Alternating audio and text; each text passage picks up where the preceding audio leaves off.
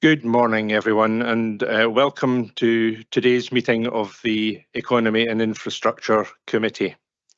First of all, can I introduce the top table? On my left, I have Alison Williams, Director of Economy, Place and Learning.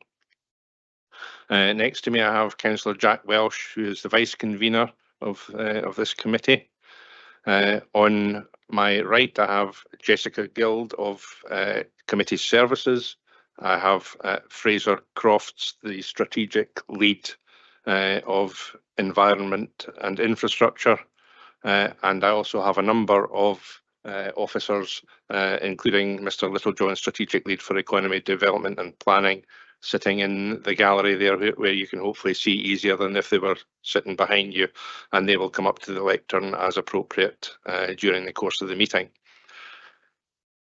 I will now ask the clerk to confirm any apologies received and to take a roll call of the members in attendance. Thank you, Convener. We have apologies today from Councillor Cogali with Councillor Chan substituting, Councillor Stewart with Councillor Cuthbert substituting, and Councillor Smith with Councillor Illingworth substituting. We've got 3 members online. I'll ask to confirm they're present, please. Bailey. Good morning, present. Councillor Robertson. Present. And Bailey Williamson.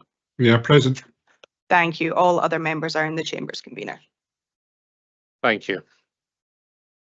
Can I remind councillors and officers to use the chat box to attract my attention during the meeting?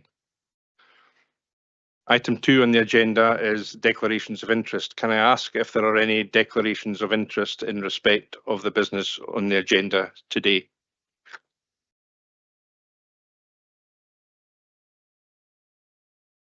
There don't appear to be any declarations of interest.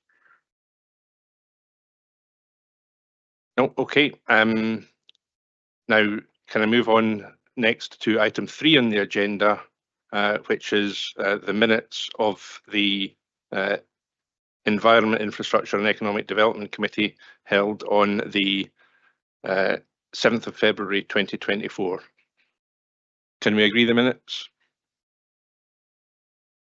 Thank you. Yeah, got it. Okay, so before we move on to the substantive items on the agenda, I see Councillor Forbes, you have a question on the agenda.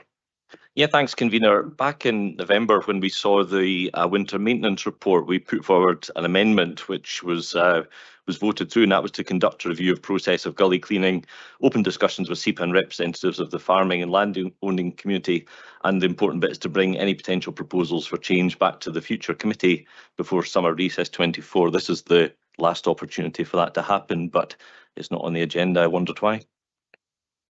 Okay, it's a fair challenge, and I can only apologise for that. My understanding is that it will be brought forward to the August meeting, but it hasn't been possible to bring it forward in time for this meeting.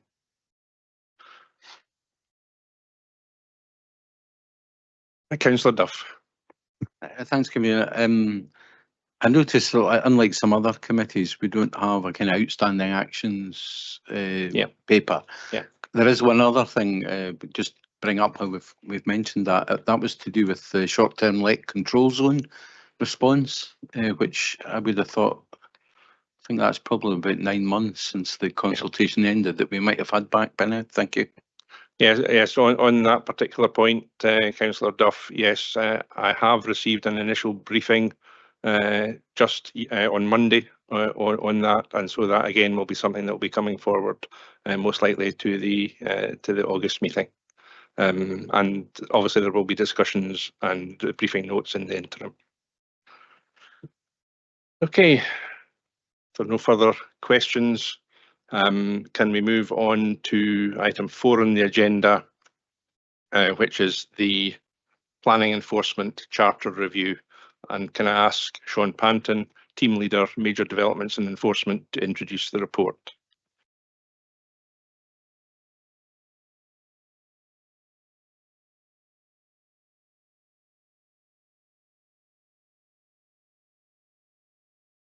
Thank you, Convener, and good morning, councillors. So whilst there's no statutory duty on the planning authority to pursue planning enforcement action, there is a requirement for planning authorities to review and update a new charter at least every 2 years. Our current charter is dated January 2021, so a revised charter is now overdue, hence the paper before you today. The delay in the revisions to the charter are primarily down to staff resourcing. In 2021, the enforcement team had 4 full-time members of staff and an associated team leader. By early 2022, this had dropped to only 2 members of staff and a team leader, with us struggling to recruit successfully into the 2 vacant posts. Due to a number of failed recruitment attempts, in September 2022, we offered secondment opportunities to 2 of PKC's parking attendants for 10 months. This was in an attempt to develop our own staff here at PKC and promote planning enforcement as a career choice. In addition to the secondments, we regraded the existing enforcement officer posts and created an additional post, all to reduce pressure on existing staff and encourage staff retention. I am pleased to report that since September 2023, due to the changes to the team structure that were implemented, we have filled all vacancies and now have a team of 5 full-time officers and a team leader. I am also pleased to report that one of the successful candidates for a permanent post was one of our parking attendants who completed the secondment opportunity. Now that we have a full complement of staff, we are now in a position to present the revised charter to you. We do not propose any significant changes to our existing charter, as it has proven to work well and is aligned with the Council's priorities. There are no changes whatsoever to the set customer service standards we seek to achieve. We have, however, added an extra consideration towards the cost of living crisis. This will allow officers to consider the cost of living upon businesses and individuals when assessing breaches. We are also proposing minor amendments to reflect the changes to our public access system since the publication of our last charter. Last year, Perth and Kinross Council became one of the first councils in Scotland to display our planning enforcement cases on public access. This was done to improve the transparency of planning enforcement and to build better relationships with our communities and improving the customer journey. As a consequence of this new system, there are some changes proposed to the new charter to reflect this information now being publicly available. Finally, it is not proposed to print any hard copies of the charter this time around in the interest of being greener and more sustainable. Overall, the changes proposed are considered to be reasonable, and we are seeking agreement from members today that the new charter should be approved. Thank you, Convener. That now concludes my introduction, and I will be able to assist with any questions from members. Thank you, Mr. Panton.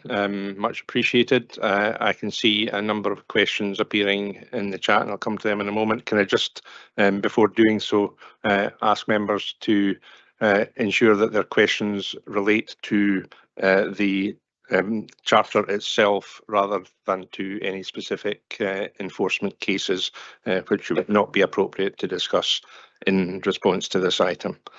So with that preamble, can I move first of all to Councillor Cuthbert? I see you have 5 questions, and I think we'll just take the one just now, and then we'll come back to you at the end of the questioning process, if that's okay.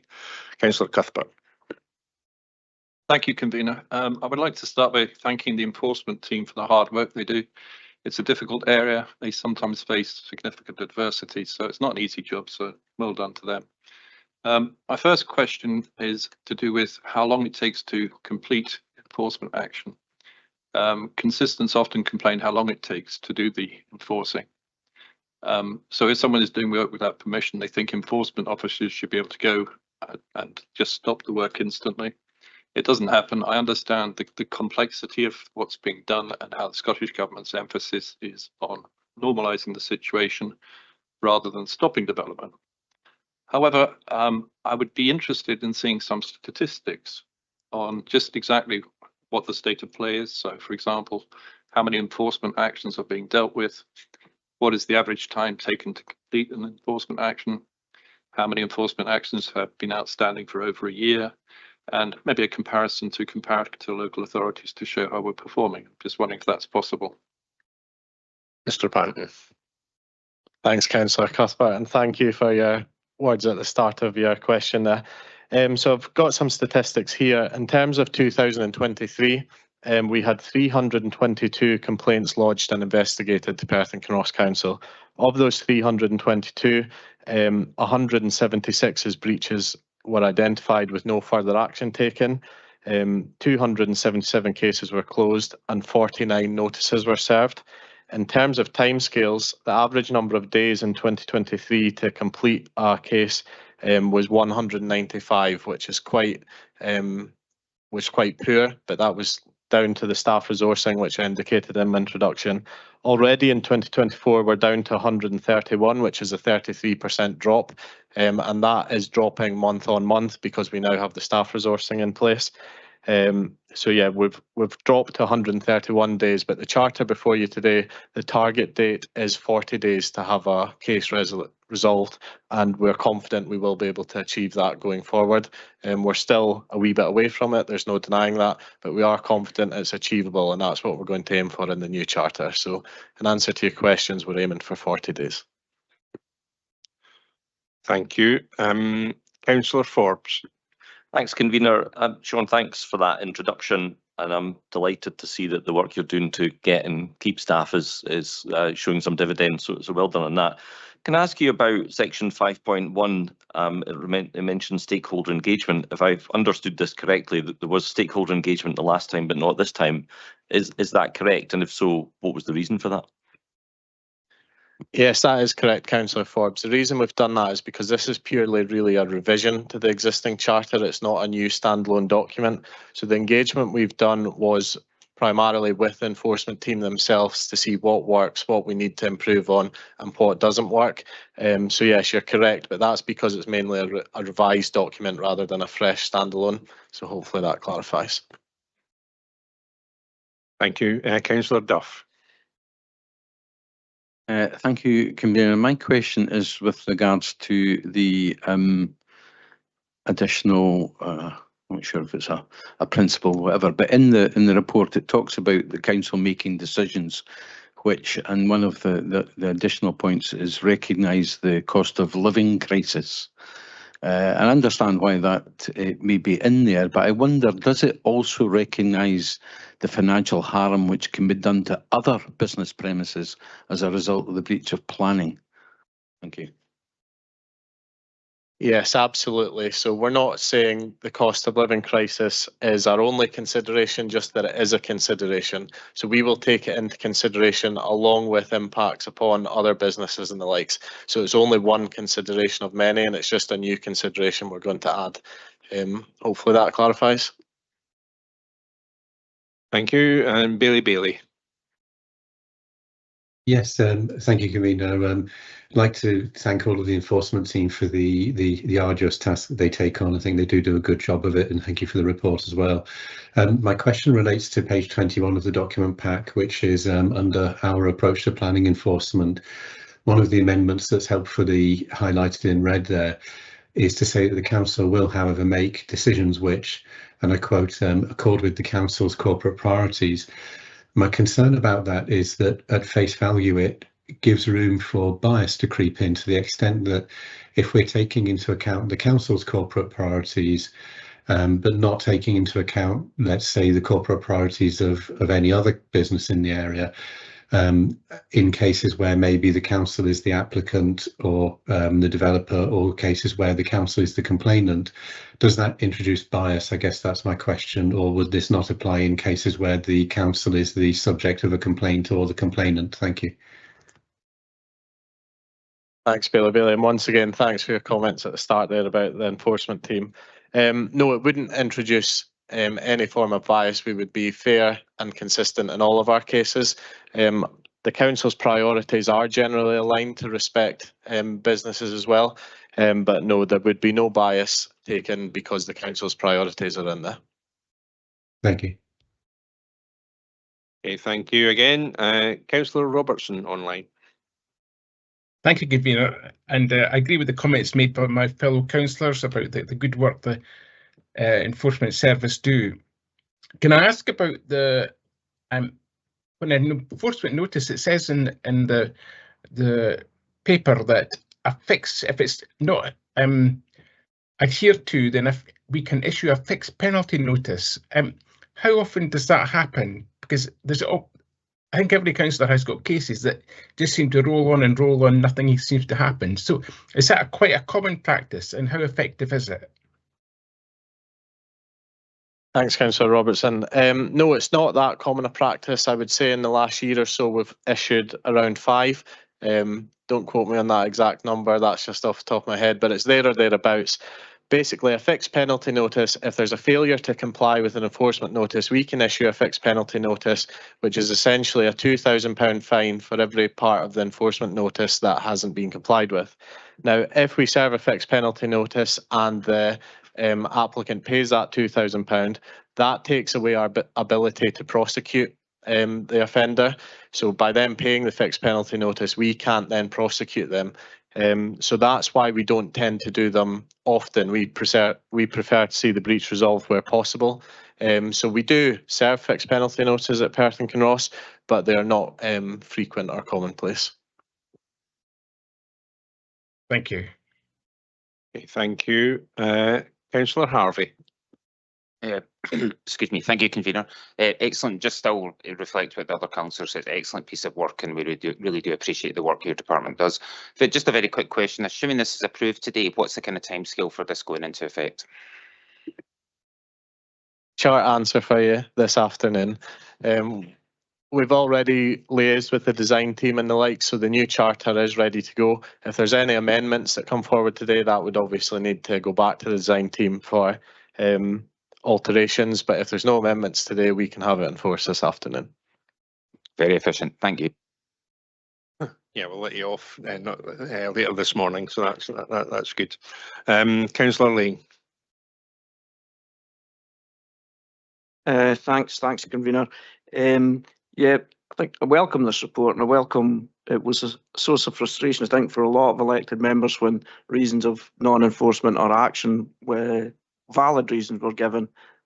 It was due to staffing shortages. So to have a full complement and to speak to each of the team, I may not always agree with what they say, but it gives me a greater understanding. So my question really is,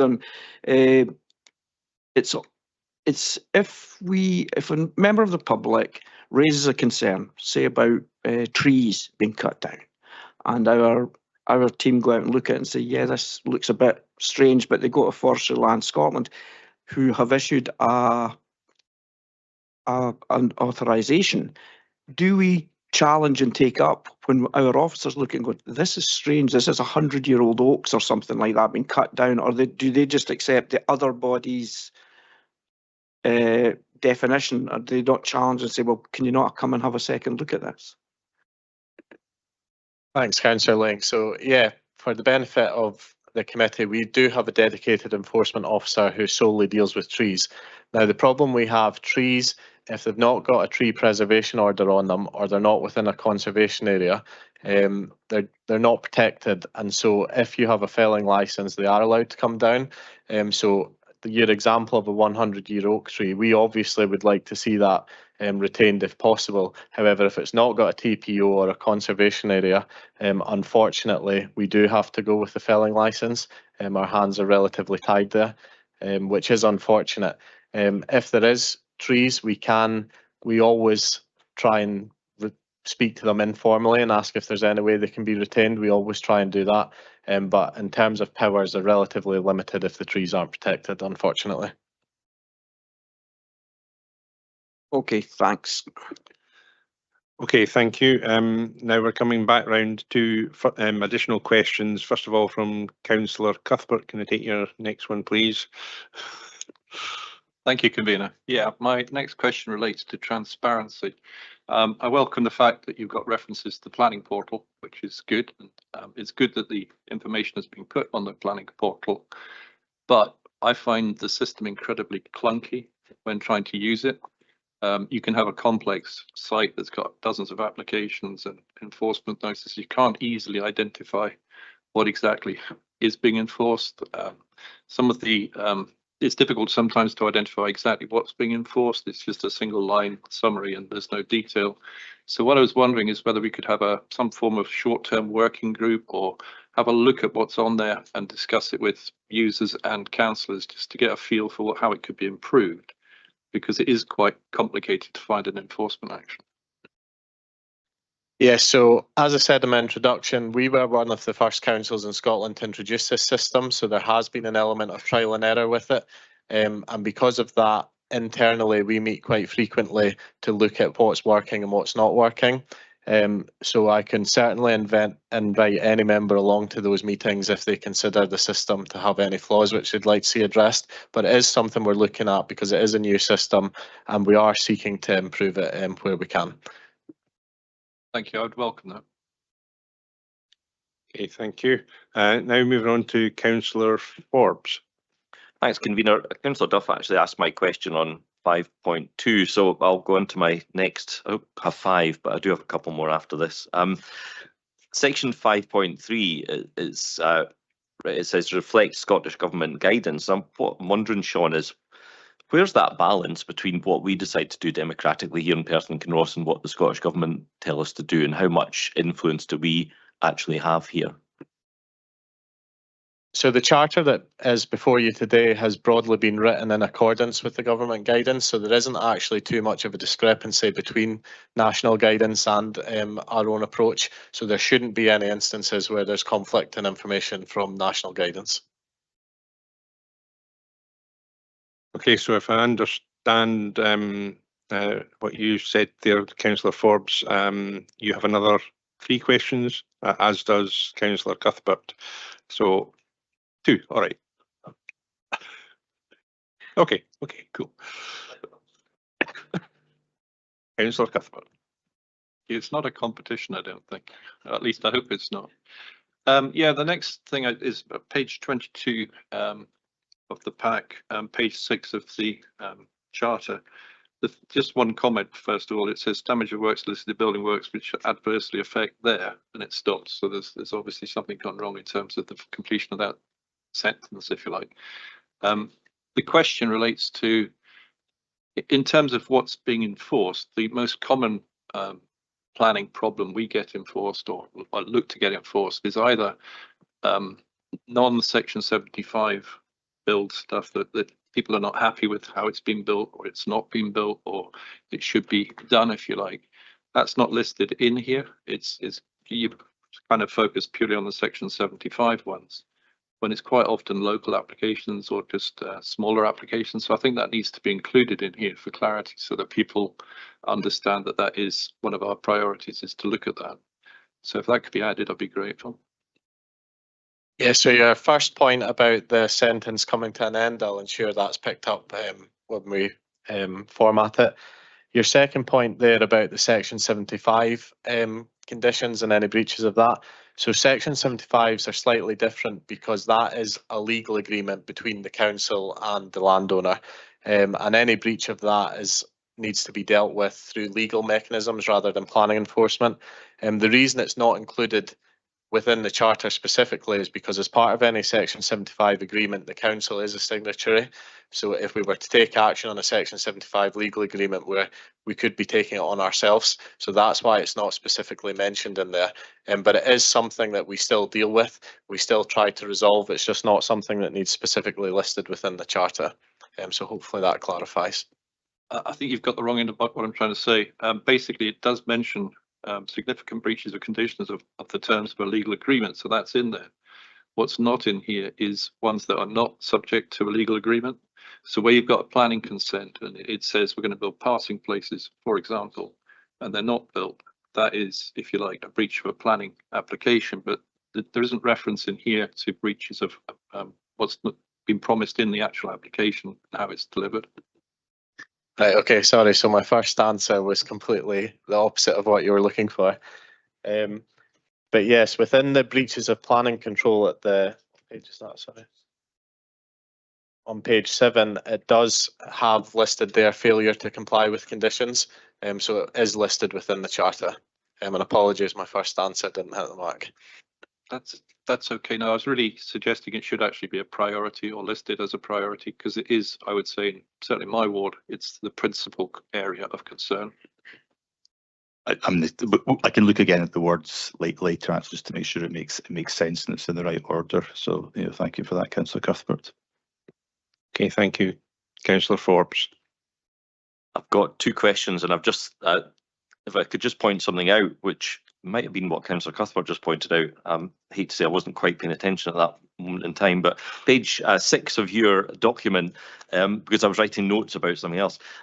Page 6 of the actual document, I think it's just a typo. It's damage or works to listed buildings and works which adversely affect there, and then it just stops. So if you're going to give it to the designer this afternoon, might want to pick up on that. But my question is actually is about the thing you said right at the start, and it's mentioned in right at the start of the paper, is that we don't actually have to enforce anything. I was absolutely amazed at that.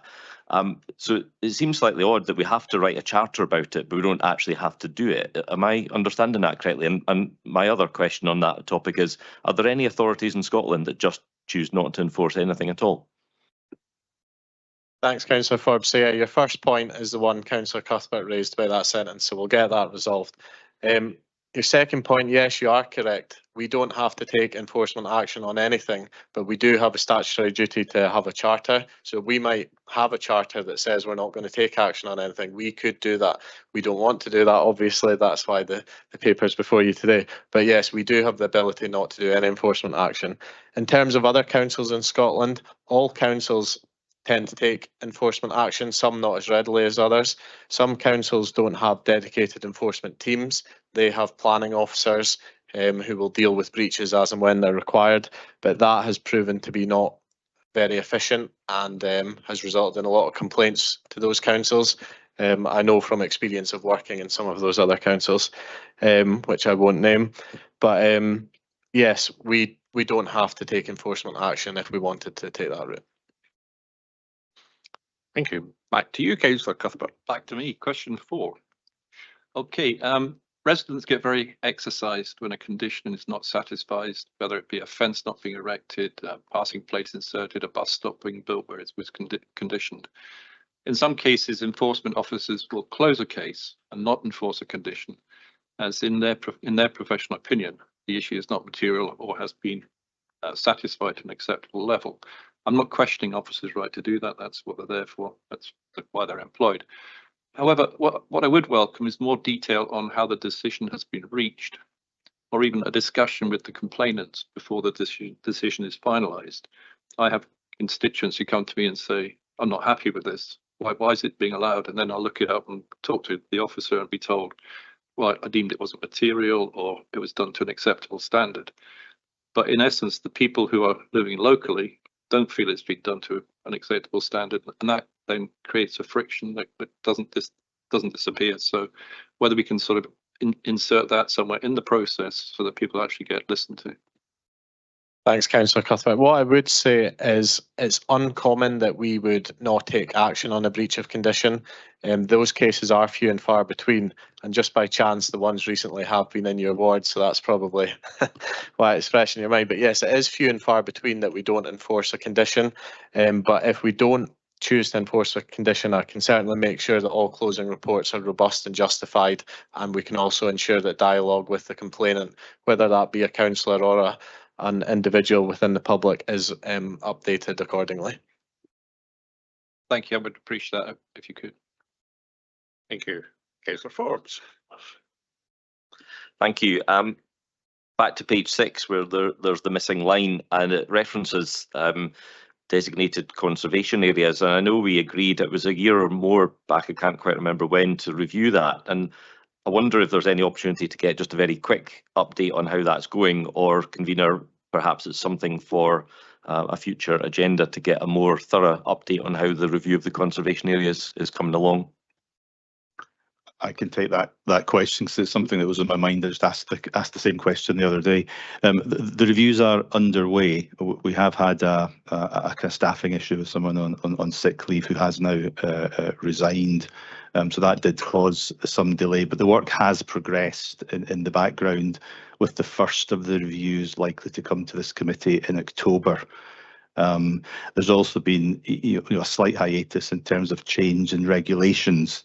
There are now increased permitted development rights effectively within conservation areas for some types of renewable energy sources, including solar panels on certain elevations. So we needed to just kind of have a kind of stand back a little bit and just look at the regulatory change and how that might impact on how we're approaching the conservation area reviews. But the work is underway. I think it's first 3 or 4 settlements will come to this committee in October for consideration, and then obviously a consultation. Sorry to disappoint you here, Councillor Cuthbert. Councillor Lang is next.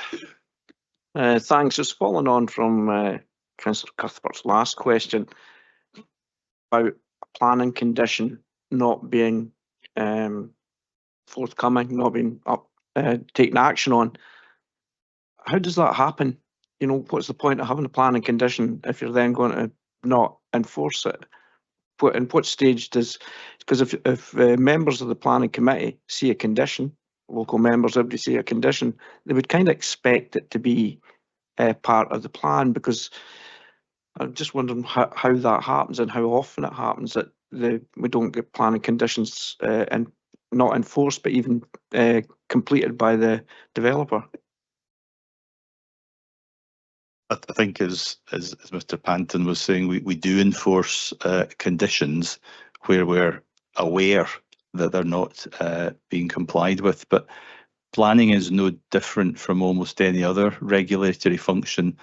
There's a presumption that most people, most of the time, comply with it, and it's only when we are able to identify a breach, and it's a clear breach, as Sean was saying, we would always follow that through.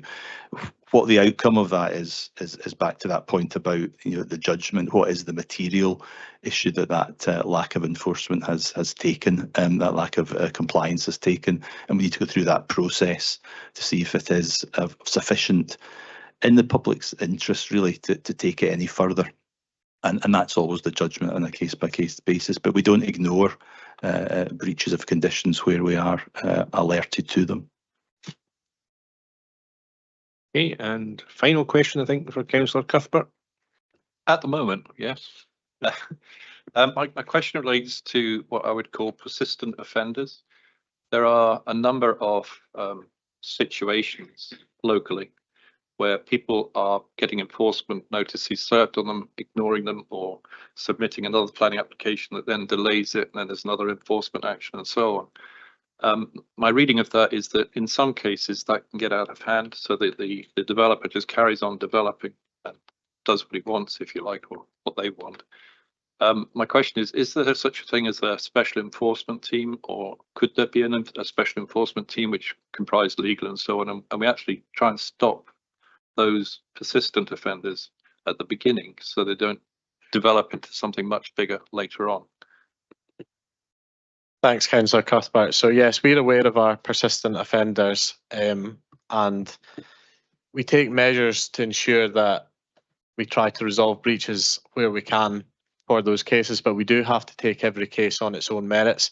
And a reminder as well, and this is noted within our planning enforcement charter, the planning enforcement process is not to punish people, it's simply to remedy the planning breach.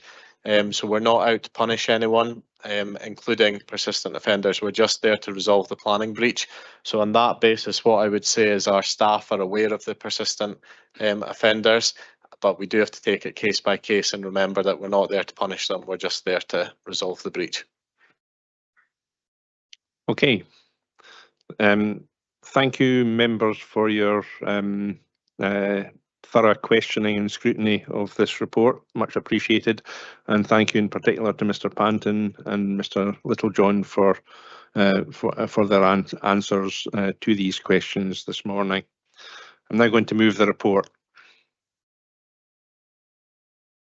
Our planning enforcement charter is designed to ensure that when officers are investigating any planning breaches or enforcement issues, that everyone is treated fairly. The planning enforcement team has recently added additional members to the team and are working to ensure that all reported breaches are investigated as quickly as possible. I'm pleased to see that the service standards will remain and that consideration will now be given to the cost of living crisis, which is having a detrimental impact on many businesses and families across Perth and Kinross. Overall, the new charter is fit for purpose, and will allow officers to continue to assess breaches fairly and efficiently. So I'm happy to accept the recommendations in the report and move the paper for approval. And can I ask Councillor Welsh to second the report? I'm happy to second the report. Okay, thank you. And now we move to comments, and I see Councillor Forbes, you have a comment. Yeah, thanks, Convener. Sean, can I just thank you for the work you've done on this? It's absolutely clear, I think, to all of us that you're all over this stuff. You knew the answer to every single question. There was no floundering around, so well done on that. And well done specifically on the work you and your team are doing to try and get your staffing numbers back up to where they should be. It is a genuine concern of mine that we're losing so many good staff across Perth and Kinross Council at the moment, not just in planning, but across the whole council. And I think that's something all of us have to be mindful about. So I'm very grateful for the work you've done to keep that. I certainly hope you're not one of the people that we might be losing anytime soon. And just wanted to say I'm absolutely amazed that we have to write a charter, but we don't have to enforce it. I'm horrified at that. I'm very, very surprised, and I suspect most people, members of the public, would be absolutely amazed that we don't actually have to enforce any planning. I'm glad that we do so. So thank you very much for the work that you're doing. Thank you. Councillor Lane. Thanks. Similar vein to Councillor Forbes yet again. Obviously want to thank officers for all the work they've done.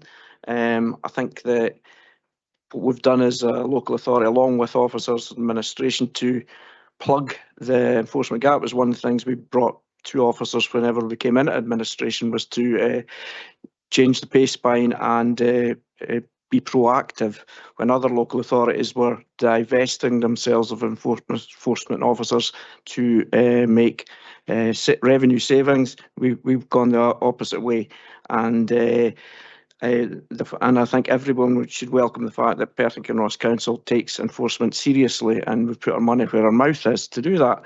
I'm really like to welcome point 56, where we are now, although clunky possibly, as Councillor Cuthbert, one of the lead authorities, and putting more information in the public domain is what we should be doing right across the council. And I'm sure working with IT and input that will develop to be a lot less clunky and smooth. So thanks for the report, and thanks for the way that you're taking this service forward. Thank you. Okay, thank you. Bailey McLaren. Thank you. I'm really just also going to echo the thanks. The team, the planning team and the enforcement team, it's an inbox that you can never get on top of. It's forever filling, and very well done, and very challenging at times, some of the situations that you're dealing with. And despite it not being a non-statutory service, it really is a very important service, you know, to our residents, and also to us as elected members. You know, it's a sort of teamwork that we're all part of your team, and we really do thank you for your professionalism in dealing with it all. Thank you. Yes, thank you. And Councillor Robertson. Thank you, Convener. I would echo what Councillor McLaren has just said. I think we as councillors totally rely on the efforts of our planning enforcement team, and I agree with Councillor Forbes that Sean seems to be completely on top of his brief, and that's very encouraging indeed. We've all done site visits with our planning enforcement officers on different things, and I understand for them as well. As councillors, we get really frustrated when there seems to be no action on lots of things, or it takes years to get something action on it. And these frustrations actually carry over onto our officers as well. They get frustrated when we can't seem to get the right thing done in certain circumstances. So I think it's important as a council that we give our full backing to our planning enforcement service in maintaining the laws of planning, and not allow people, just as Councillor Cuthbert said, that there's some real rogues out there who just seem to try and run rings around us. I think we should be up to the task and give our full support to our planning enforcement team. Thank you. Thank you, councillors, for your comments, and I just add, obviously, again, my own thanks to Mr. Panton, Mr. Littlejohn, and colleagues, the many colleagues. It's a team effort for the work that they continue to do. So I'm not seeing any amendments. If there are no amendments, can we agree the recommendations as set out in the report? Okay, thank you. Okay. Thanks a lot. Okay, we're now moving on to item 5 on the agenda, which is the proposed extension of the Road Maintenance Partnership Agreement to March 2026. And can I ask Stuart Deol, the Road Maintenance Partnership Manager, to introduce the report? Thank you.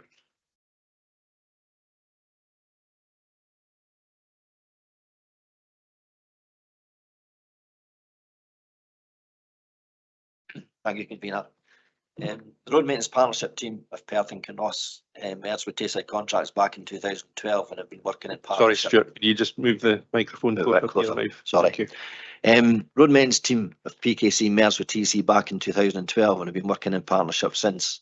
Staff and road workers are co-located in depots in Perth and Blairgowrie, and Tayside Contracts also operate out of a depot in Aberfeldy.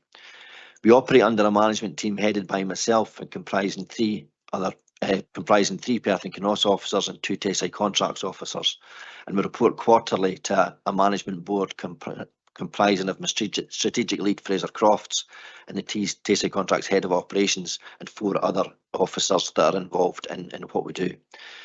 We operate an open book accounts basis, with PKC staff having access to Tayside Contracts works ledgers, property and overhead costs. But in order to ensure commercial confidentiality and protect third-party contractors that do work for us, Tayside Contracts partnership staff don't have access to the road maintenance framework contract rates that we use. Throughout the period of partnership, we have integrated the supervisory roles to remove duplication and unnecessary bureaucracy, with PKC officers directly instructing and monitoring road workers, and Tayside Contracts officers making decisions on winter treatments, the extent of works required and materials used. This is also translated into our out-of-hours service, where we have also removed the split responsibilities. We deliver the statutory duties of the council as the Roads Authority and manage and maintain an asset that everyone in society relies on day in, day out. We carry out regular safety inspections across the 202,500 kilometres network that we have, identifying pothole and other defects and programme them for repair. We monitor the road condition and plan and programme works from major resurfacing projects to gully emptying and white lining. The joint assessment and planning of works gives us flexibility across the programme to meet changing requirements of the council and other clients, and this early involvement of construction and specialists enables us to better estimate timings for works to minimise inconvenience. It also delivers a flow of work, allowing Tayside Contracts to optimise the use of equipment and other resources that they have. This flexibility is demonstrated by the works we are about to undertake with Scottish Water at Tay Street, where we have reprogrammed on 3 occasions to fit in with the completion by them. To deliver the projects, we have a workforce of dedicated and multi-skilled road workers who are out in the worst of weather, endeavouring to ensure our residents can go about their daily lives as easily as possible, with these efforts very often taking place without the public even knowing they've happened. The partnership and my involvement with the wider Tayside Contracts management team also benefits the council by being able to draw on a wider workforce from Dundee and Angus to assist deliver time-sensitive projects when our own workforce is fully committed, and vice versa. We can go into Angus and Dundee. An example of this is the night shift working we did in Glensheen last year, and the upcoming works in Tay Street in the next few weeks, where we're utilising other labour to do that for us. Major projects are designed and built on a framework contract, with the works awarded to Tayside Contracts on either the average rate or their own rate, whichever is the lowest. We aim to expose 25% of our overall works to the competitive market, and this includes Tayside Contracts where they win the works in competition, although achieving the 25% target has been a challenge post-COVID. All works of this nature are remeasured after completion, and Tayside Contracts are paid the value of works that was carried out. The partnership has enabled staff to learn from each other and understand each other's needs in order to prioritise and deliver work across the road network and other council open spaces to the benefit of our communities. There is an error within the appendix on page 51 under the term, which states the partnership period being for 5 years, backdated from April 2023. This was a throwback to an earlier iteration of the agreement, and my apologies for this error, but I would confirm the proposed period is for 2 years from the 1st of April this year, plus a 2-year option that would take us to 2028 if decided upon. Happy to take any questions. Thank you, Stuart, for your report. Stuart is here to answer members' questions. Also, Fraser Crofts, the strategic lead, is also here to answer as appropriate. The first question I have is from Councillor Forbes. Thanks, Convener. Stuart, you answered my first question, actually, which was about the timescale. So I'll go into my second question. The Convener will be delighted that we've got one less question already. I'm just wondering, Stuart, when will we see the next road status report? We used to see them quite frequently, you know, that really detailed analysis of the state of the roads. When do you expect the next one to come to us? Thank you, Councillor.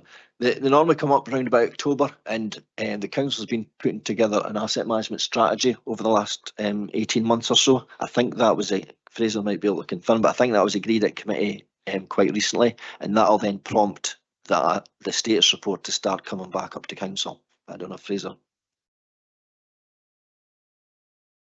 Stuart, yes. So I think that formed part of the overall changes to the Council's performance management framework. So we need to think about how we're going to get that into the system. We're keen, obviously, that information flows in through the new strategic investment advisory group as well. And I think from there we can get all the different asset streams and the condition data and suitability data into that for investment decision making going forward. Thank you. And Bailey. Thank you, Convener. I note from the report that we go out to the open market for, I think it was around about 25%, so a quarter of what goes on within the RMP. My question was, though, around what our reasoning is for not going out to the whole wider open market. The report notes that this arrangement has been in place since 2012 and has been renewed ongoing.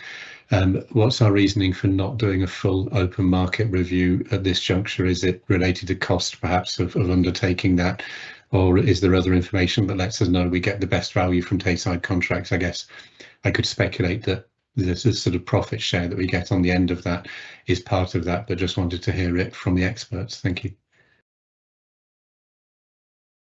Thank you, Councillor.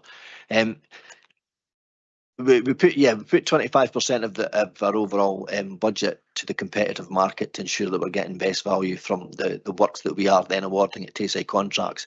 Because we have Tayside contracts, resources availability for winter, which is sitting there to deliver that service for us and for other weather emergencies, we need to give them continuity of work. So we award them works to ensure that they've got the continuity to work to support that workforce that they've got to sustain to provide these out of hours or these weather emergencies for us. And we use the framework contract that we've got to measure the value we're getting from them for that 75% of the work to compare it to the market. Great, thank you very much. Okay, thank you, Councillor Duff. Thank you, Convener. My question, I have a couple, but they're related in relation to page 53 of our pack, and it's with regards to the insurance side of things. And it says Tayside contracts indemnifies the council against loss, damage, injury, etc. And I just wondered, does that mean that Tayside contracts are responsible for any damage claims in relation to potholes, for instance?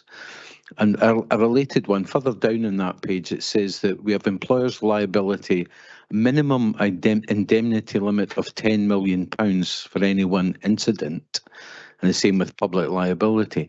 Am I interpreting the insurance liability statement correctly? Does it mean that claims need to be for at least £10 million before our insurance policy kicks in? Thank you, Councillor. I'll answer the second one first. No, that's the value that they need to have, so that if there's a claim of 8 million, to ensure that they are covered to pay that claim out. So that's the value that we state they must be covered for should a claim come in. So that could that's just a value that's put on it to make sure they've got enough money in they're covered to pay out should there be a claim made. In terms of the liability for potholes or other damage, TASI contracts, we issue an order for a pothole repair, and there's a timescale put on that repair. If TASI contracts don't meet that timescale for repair, and there's no good reason for that, i.e. we haven't taken them off doing repairs to go and do winter for us or something like that, then if there's an accident as a result of that pothole still being there 6 months after it having been asked for repair, then they are liable for that repair. Thank you. Okay, thank you. Councillor Harvey. Excuse me. Thank you, convener. This goes back to Councillor Bailey's question earlier regarding the RNP. You mentioned that you take 25% out for external work, but you are having problems post-COVID.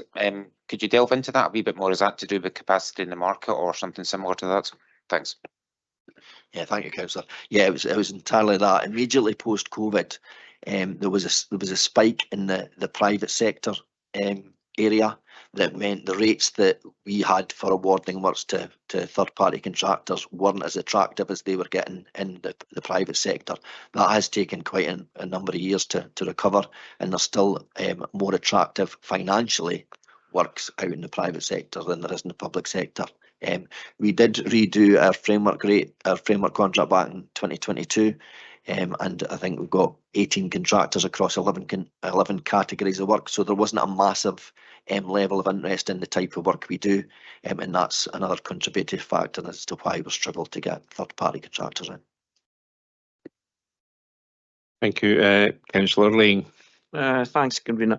It's page 34, 4.5, and Stuart already alluded to about the benefits of the Road Maintenance Partnership for having Tayside contracts operatives available for emergencies and all weather events. Are we confident that now action will be taken that Tayside contracts can plan their workforce availability to be in the right place at the right time at all times that we need them, not just from October to over the winter maintenance part, because we've got weather events, flooding, etc. out with that period, and I don't know if we always had enough operatives allocated by Tayside contracts at these times.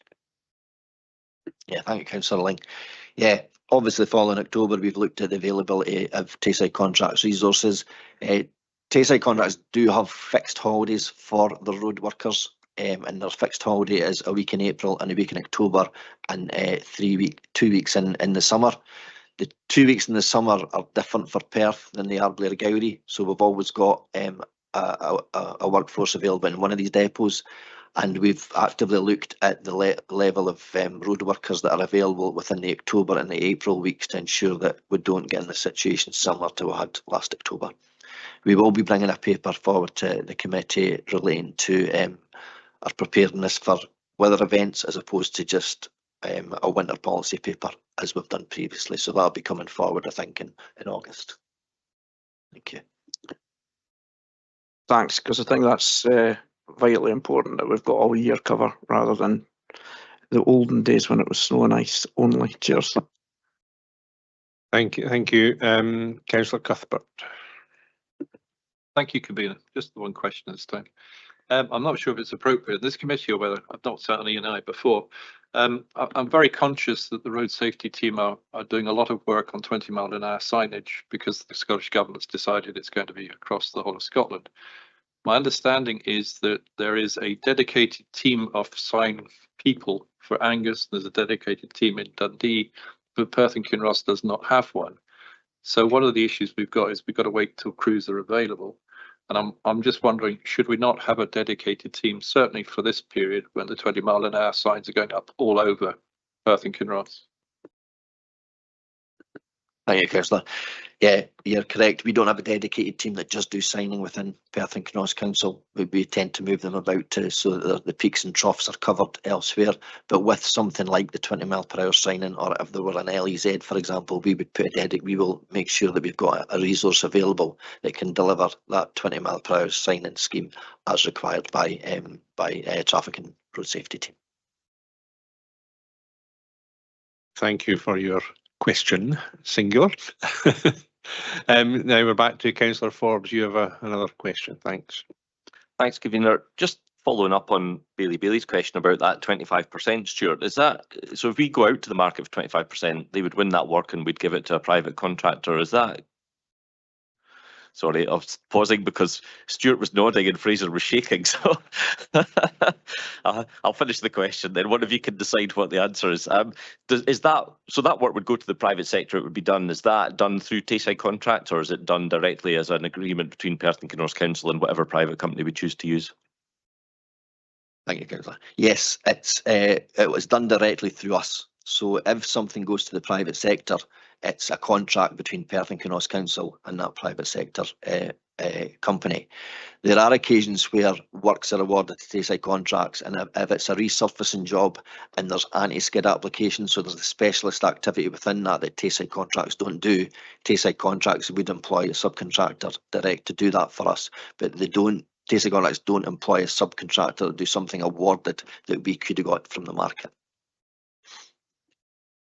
Thanks. And just if you don't mind, Convener, while we're on this topic, Stuart, I guess it's just a typo, but page 52 references that this will be signed by the Head of Service, Environment and Consumer Services, who no longer exists, and the Deputy Director of Housing and Environment, who also no longer exists. So just if we're going to sign it, I guess we better get the terminology correct. Cheers. Yeah, we've got that. Yeah. Okay, and I think the final question for the moment is the second question from Councillor Duff.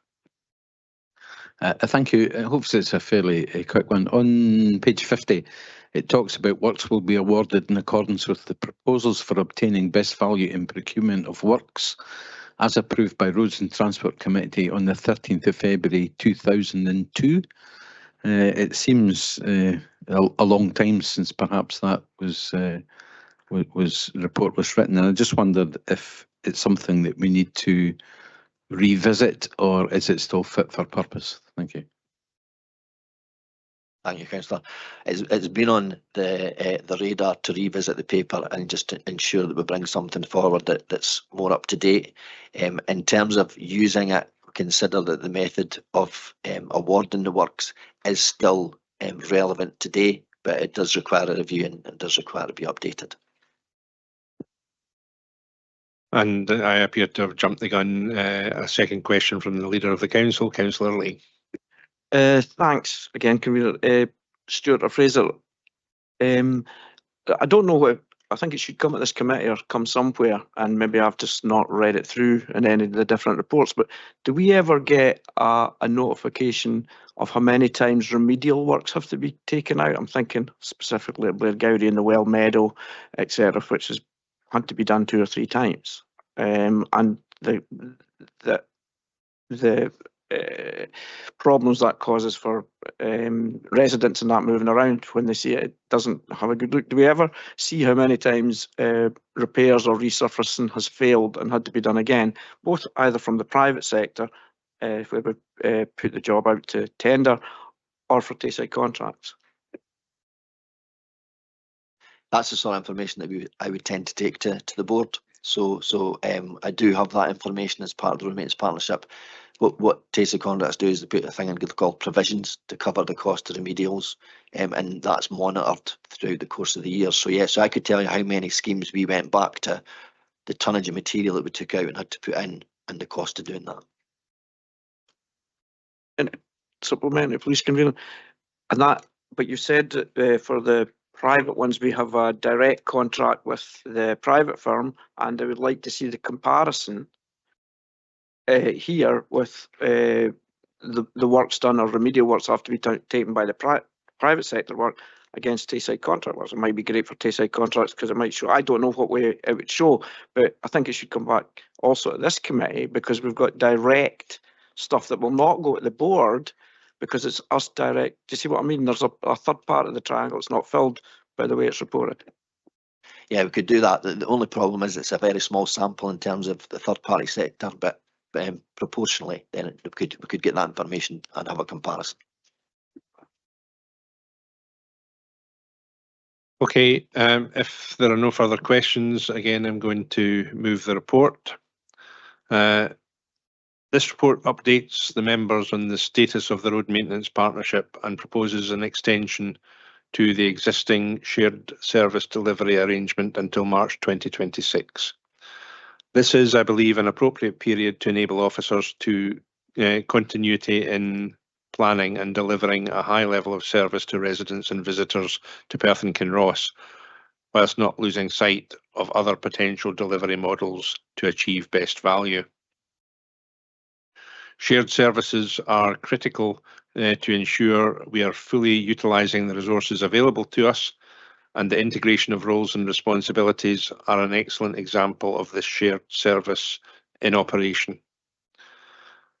The flexibility this gives the Council in deployment of resources and being able to draw on the wider specialised labour resources as workload commitments require is also of benefit to our citizens.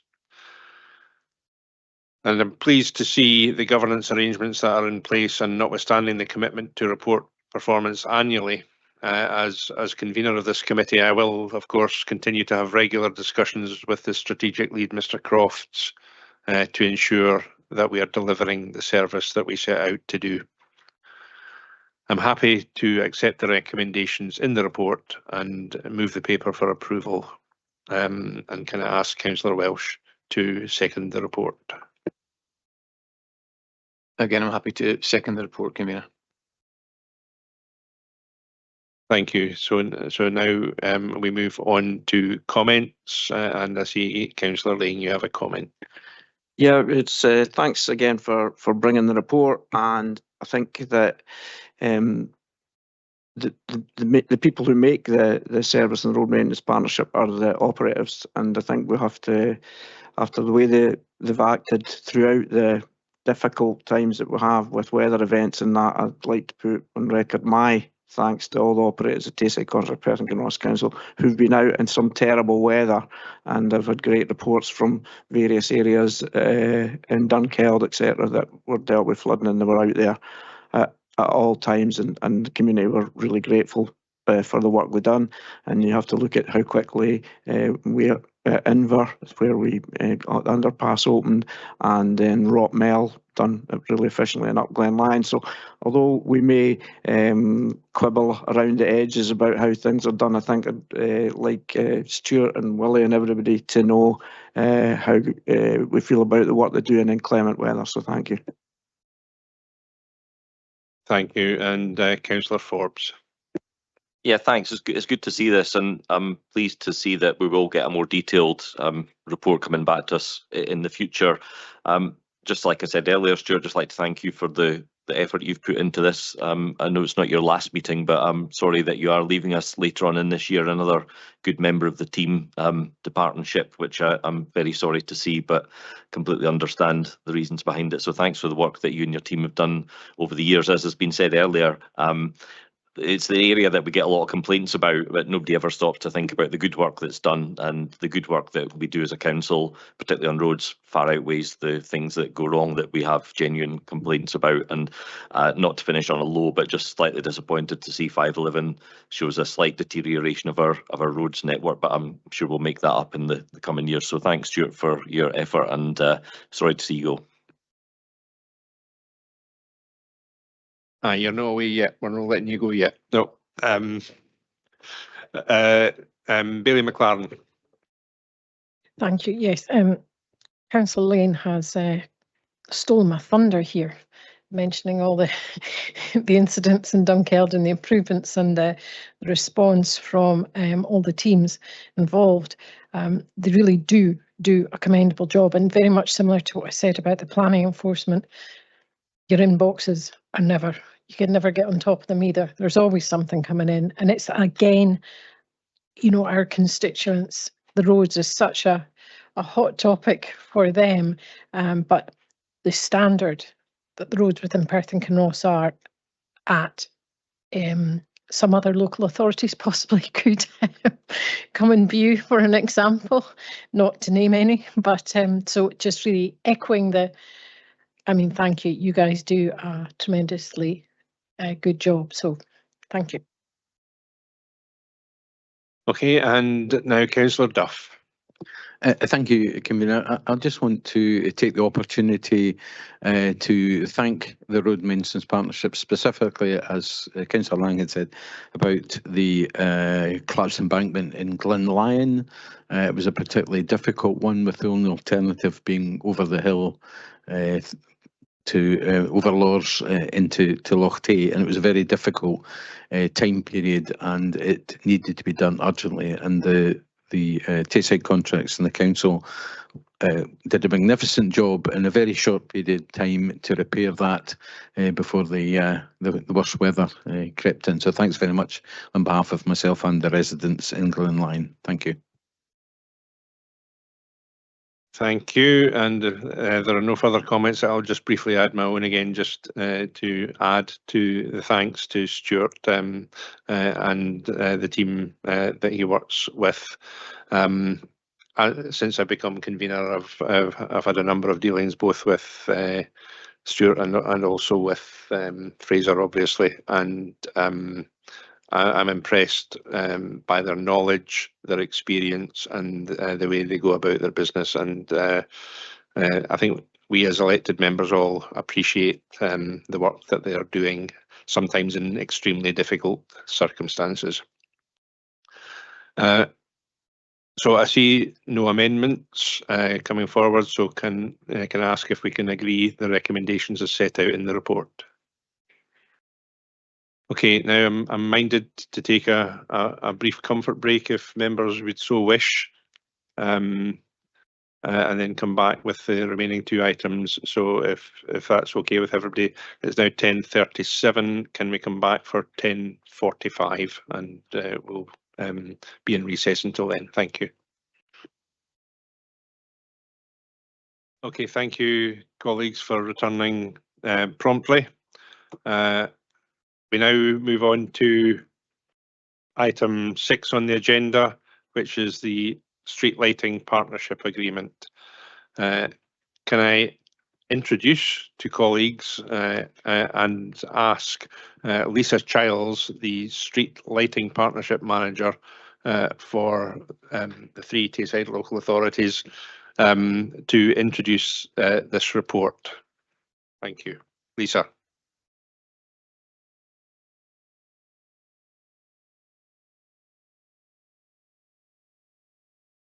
Thank you, Convener. Good morning, everybody. Firstly, I'd like to thank you for allowing me to introduce this paper this morning. The Street Lighting Partnership is very similar in some ways to the Roads Maintenance Partnership, just on a wider scale, involving the 3 local authorities within the Tayside area, as well as Tayside Contracts. The partnership is governed by a board consisting of 2 senior executives from each authority and Tayside Contracts. I report to the board quarterly on a number of issues such as key performance indicators, financial performance, health and safety issues, staffing, training and procurement. We're a small team of 4 PKC employees and 11 from TC, covering the whole of Perth and Kinross area from a centrally co-located office within the Ruthven Field Depot in Perth. This partnership dates back to 2006, with the arrangement initially between Perth and Kinross Council and Dundee City Council, and was the first partnership of this form. Some 14 years later, our colleagues in Angus Council joined the partnership in 2020. Like the roads, we operate on an open book accounts basis. And similar to the roads partnership, the integration of roles has been a benefit, with PKC officers directly instructing and monitoring road workers, and TC staff making decisions on issues such as the use of certain materials and emergency responses. In such a small, specialised team, empowering staff to work with others across boundaries enables more efficient working, as well as enabling staff to learn from each other, sharing knowledge and skills in a highly technical and specialised area. The partnership and my involvement with the wider TC management team also benefits the council by being able to draw on resources from other areas to deliver key projects at times if our own workforce is fully committed, and vice versa. We are responsible for approximately 23,500 streetlights throughout the whole of Perth and Kinross area. We look after the majority of assets in the public realm which have an electrical supply in them, such as illuminated bollards, signs, bus shelters, car parking machines and countless other equipment that the public interact with on a daily basis. Safety of the public is our #1 priority, be it during the day or indeed in the hours of darkness. Our team also get involved in community projects, such as providing power for public Wi-Fi systems and over 40 village and town annual Christmas light displays. Street lighting plays an important role in the nighttime environment by not only keeping people safe and allowing them to go about their daily business, but also in encouraging the nighttime economy, greater connectivity and active travel in the hours of darkness in villages, towns and the city centre. Sustainability is an important issue for the team. Through the partnership arrangement, we have standardised the use of our lighting materials across all 3 areas, which has provided benefits in terms of procurement resources and costs, as well as using more sustainable materials. For example, we use aluminium lighting columns, which have double the lifespan of steel columns. They don't require routine maintenance such as painting and are fully recyclable at the end of their useful life. Likewise, the lighting units themselves are also fully recyclable. In recent years, perhaps the biggest challenge financially to the team has been the ever-increasing energy costs. Developments in LED technology led to the ongoing project we have to roll out LED lighting across the council area. Over the past 8 years, we have reduced the total energy consumption of street lighting by over 52% and additionally saved 4,500 tonnes of CO2 per year compared to when the project started. To put this in perspective, this is the equivalent of the average car driving 11 million miles in 1 year. As well as maintaining the existing asset, we carry out design work for both capital replacement schemes for when our assets have reached the end of their useful life, as well as undertaking design work for private customers such as housing developers. The partnership allows us to offer a design and build service which provides a benefit to such developers, ensures consistency of approach for new assets for which the council will then adopt, as well as keeping the work local. Thank you, and I'm happy to take any questions that you might have. Thank you very much, Lisa. I very much appreciate your report. We're now moving to questions, and in addition to Lisa, we have in the cheap seats over there, Scott Denyer, the Senior Engineer of the Street Lighting Partnership, and if Scott is required to assist Lisa with any answers, then he will do so, and if he can come up to the lectern, so to do. And obviously we have Fraser here as well. So do we have any questions? And yes, we do. And the first one is from Bailey, please. Thank you, Karina. It's a question about illuminated bollards. I suppose you could say I'm seeking illumination about illuminated bollards. There's a line for you. The question relates to the removal of some of the illuminated bollards, which I think is a sensible thing to do. The roundabout on the way into Instture used to have, I think, 6 illuminated bollards, and they were constantly being knocked over. The electrical kind of lighting thing below them was getting damaged. They've been replaced recently with just high-vis bollards, which seems very, very sensible. Just wondering whether we have a programme of doing that, or whether it is reactive, as in the ones that are frequently hit by vehicles get replaced with the ones that spring back up. And also, when there is that saving from reducing the number of illuminated assets, does that get felt directly by the council, or does that go more onto the Tayside contracts bottom line, and then the council gets its sort of proportion of that? So I guess 2 questions. One, is there a programme of removing illuminated bollards from low risk locations? And then number 2, who's the beneficiary of that? Thank you. Thank you, Councillor.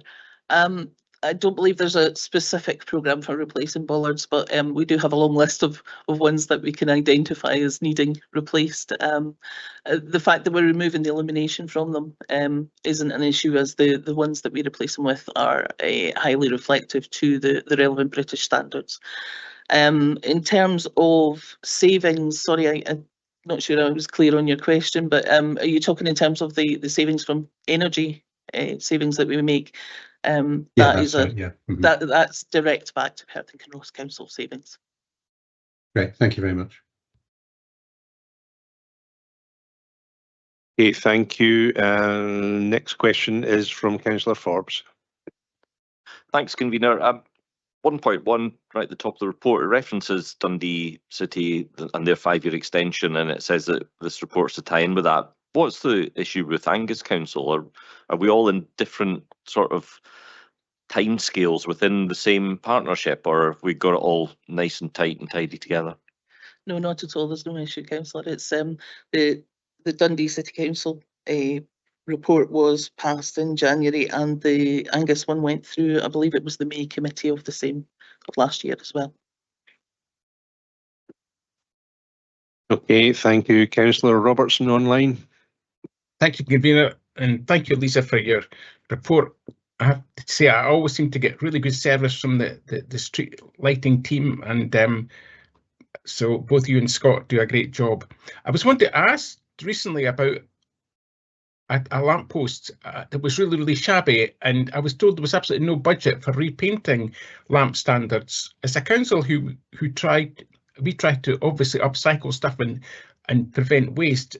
Why is there no maintenance budget for street lighting columns, for repainting, for example? Thank you, councillor, for your question. We haven't repainted columns for a number of years now, since the maintenance funds have been reducing, shall we say. But also, any columns that we are replacing are aluminium these days, and they don't actually need painting. That's one of the benefits of them. So it's another cost saving as well if we don't have to routinely go back and paint columns. Thank you. I was going to suggest that if it might be a good idea to use people doing their community payback orders to paint columns. I thought it was something we could maybe look at, but thanks for the answer. Okay, thank you. Moving on, Councillor Carr. Thank you. You'd mentioned adoption earlier on there. Is there a responsibility to the council to take on adoption in, say, for example, a situation where a developer has gone into administration for the comfort and sometimes safety of residents, or is it purely down to the developer and what would be done in that kind of situation? Thanks, councillor. That's a good question. For housing development, new housing developments, they tend to come under the roads construction consent process. We often find that there is a bond in place from the developer, so if they go bust, there is some funding available to complete things like that. So we would take on the responsibility, and I don't think anybody in the council would want to see a housing development left unsafe in the hours of darkness, shall we say. If I could just quickly follow that up, at what stage would that bond kick in if a company has gone into administration? Does it have to wait for the administration process, or would you be able to step in prior to that? I believe it would be after the company has gone bust, but I'm not really too sure on the timings of that, I'm afraid. Thank you. Okay, we can seek to get an answer to that question, Councillor Carr, and share that with members as appropriate. Okay, Councillor Harvey. Thank you, Convener. Just a small question about section 9, which is the dispute resolution. You don't need to look it up, but just how often does that actually happen? And how often do you get to kind of the later stages, or things normally sorted out kind of early on if there is any issues? Thanks. We like to try and resolve issues as soon as possible. I think it would be a failing on my behalf if we go up to the latter stages of a dispute resolution and without being able to reach some kind of conclusion to it. So certainly in the 9 years that I've been here, we've never gone that far through. Thank you, Councillor Anderson. Yes, it's just a question of, I think it mentioned Christmas lights in passing we look after. There's quite a project on just now with lottery assistance for Christmas lights, but they will not attach, well, and involve a scheme where wooden poles are involved. What stage are we in replacing, the wooden poles with metal poles? Are we up to, say you're talking about LED lights up to 100%, but what stage are we in replacing wooden poles with metal poles? Because lottery won't give any assistance to Christmas light schemes which involves wooden poles. Thank you, councillor. As far as I'm aware, we don't have any wooden poles in our council area. If it's a wooden pole, it's likely to be a streetlight that's mounted on another utility, for example, SSE or BT's wooden poles. And that may well be the issue that you've encountered, that it's someone else's property. Okay, thank you. Councillor Lane. Thanks. It's nice to meet you, Lisa. I've done 9 years and I've been here 12, never crossed paths. Luckily, maybe for you, some officers would say. And I've spoken to Scott often, but I think it's the first time we've met. So thanks for coming along. And this is a good news story. But you can help with my ignorance here. So to date, 19,000 streetlights have been fitted. Will that be the new columns? Is that correct? How many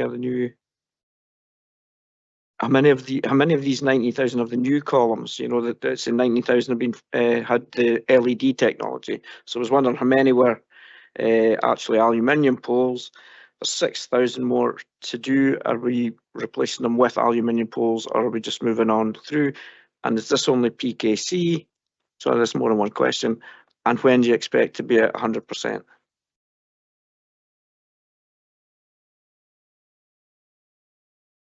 Thanks, councillor.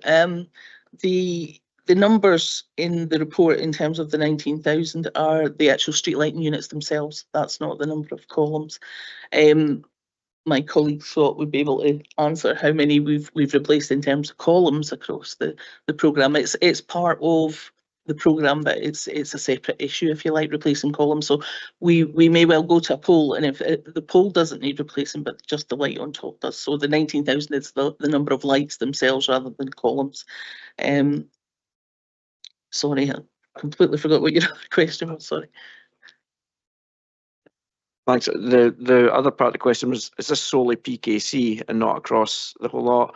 And the third part was, when do we hope to get to the other 6,000? Beg your pardon, sorry. Yes, it is only PKC I'm talking about today. The other 6,000 is part of what was initially a 10-year programme is now a 13-year programme. We're in year 8, so we have beyond this another 4 years to go. So we're rolling them out. It's approximately 1,500 to 2,000 lanterns a year we're doing.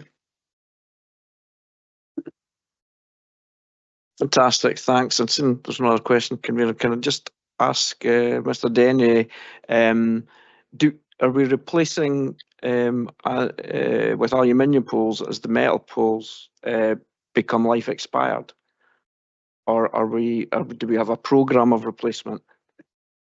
Sorry, can you come up to the? Yeah, thank you.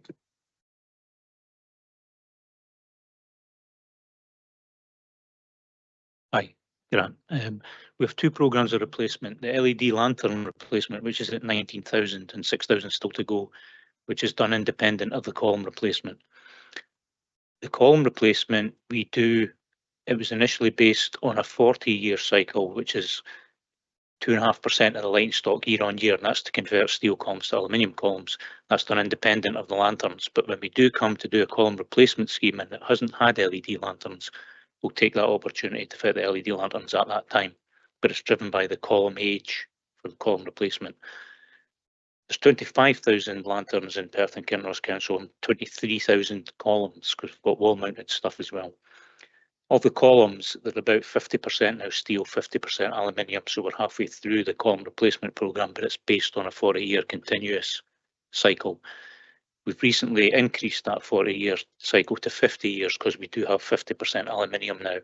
So the target for replacing columns is 2% per year to maintain the steady state of the asset. And then when we complete the LED lantern replacement programme, they'll then get replaced on a 20-year cycle. So 5% of the stock will get replaced year on year. But they do kind of sit independent of one another. And that's where we are at the moment. Thanks, Scott.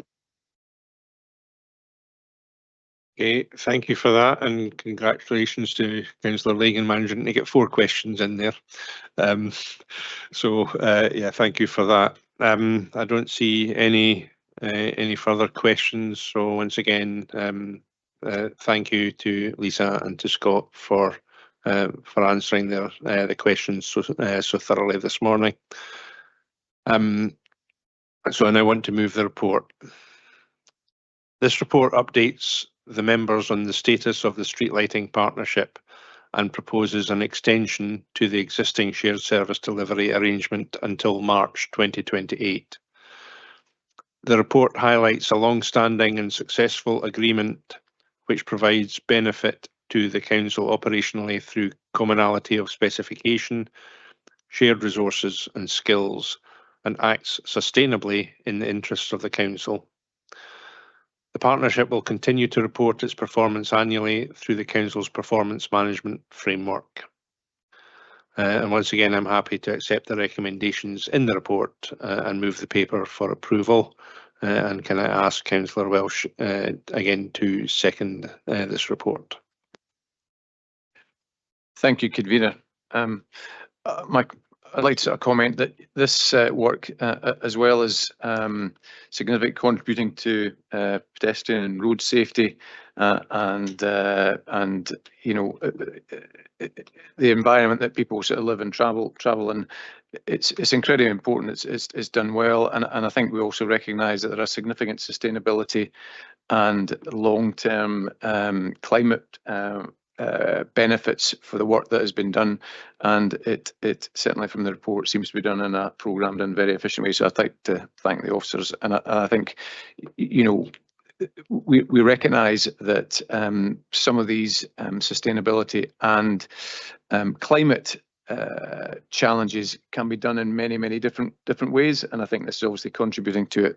My one last comment would be, I would expect that as well as saving energy, this will probably mean that the units themselves don't need bulb replacement, and that adds to that whole piece as well. But I'd like to second the report. Thank you. Thank you. If there are no amendments, can we agree the recommendations are set out in the report?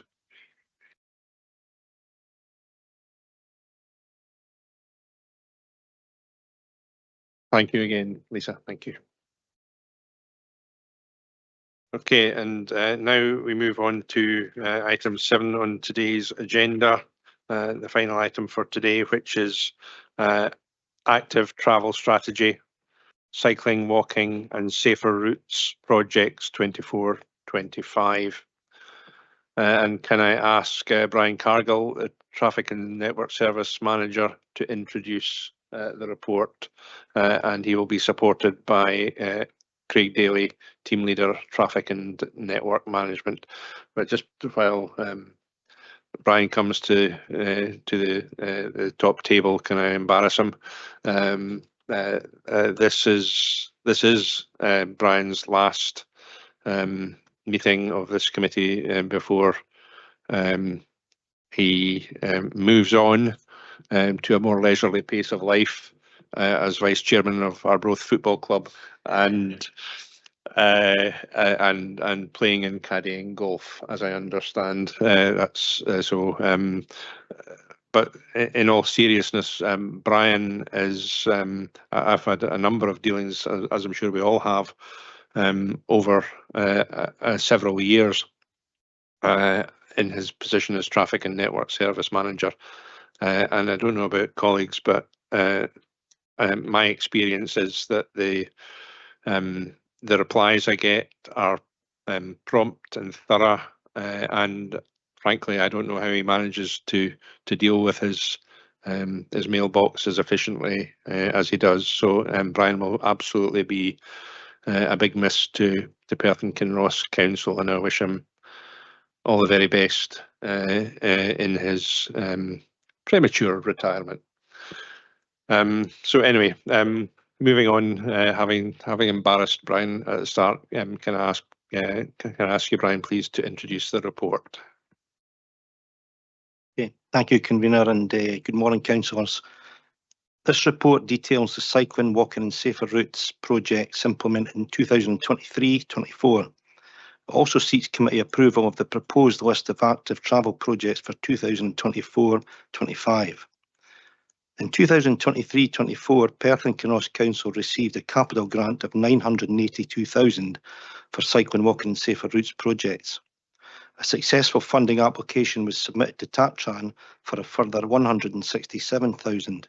So in total, the CWSR delivered over £1 million worth of active travel projects in the Perth and Kinross area. And these are all detailed in Appendix 1. The report details that there have been significant changes in the funding model by Transport Scotland this year. And although Transport Scotland have the same overall total active travel budget, at this point they are still to confirm the full budget allocation for Perth and Kinross in 2024-25. An interim award of 664,000 has been confirmed, and Transport Scotland have indicated that the overall award will be of a similar level to 2023-24. But until it is approved at the COSLA meeting on the 31st of May, we do not have that final figure yet. This report also sets out the active travel projects that are proposed for 2024-25, and these are detailed in Appendix 2. This details a full list of proposed projects based on the expected 2023-24 level of funding. Several of the projects have been identified following street audits with Living Streets and the Centre for Inclusive Living, and also in consultation with the respective local elected members and community councils. Further consultation with stakeholders on each project will take place in due course. If Transport Scotland confirm that the final allocated grant award to PKC differs significantly to what is expected, then a briefing note will be provided to elected members detailing the revised programme of projects for 2024-25. This report highlights the great work that's been carried out by the Active Travel team and also shows the proposed projects that will continue this great work in 2024-25. First of all, I have to apologise that it has been noticed that there are two errors in this report. In Appendix 1, item 13 is missing. This was a cut and paste error and no projects or costs are actually missing from the report. In Appendix 2, item 7, Scone Airport Link Path, the project value should read 450,000 and not 500,000, and this results in a correct total balance of 982,000. And I'm happy to take any questions. Thank you very much, Brian. As I say, we now have Brian and Craig Daly available as necessary to answer members' questions. And first question is Bailey. Thank you. Thank you, Convener. It's a parochial question, but I suppose we are elected from ward, so they're okay every now and then. I welcome the work that was done to support the Grange to Errol path. That's showing as a green, that's delivered, that's been very welcomed and will help the community group who are working towards doing the other larger part of that. However, I couldn't help but notice that the forward plan has no further projects for the Castlegarry ward. Is there a sort of long list maybe that sits behind this where if further funding comes forward or if some of these projects aren't deliverable, then things can jump up and maybe there's things in the Castlegarry there, or are there not any projects in the Castlegarry currently and maybe I should be picking that up with officers? We have our road safety meeting this afternoon and I know that some of these things can be motivated by road safety, so I can pick that up there. Thank you. Thank you, Bailey. Yes, you are correct in that assumption.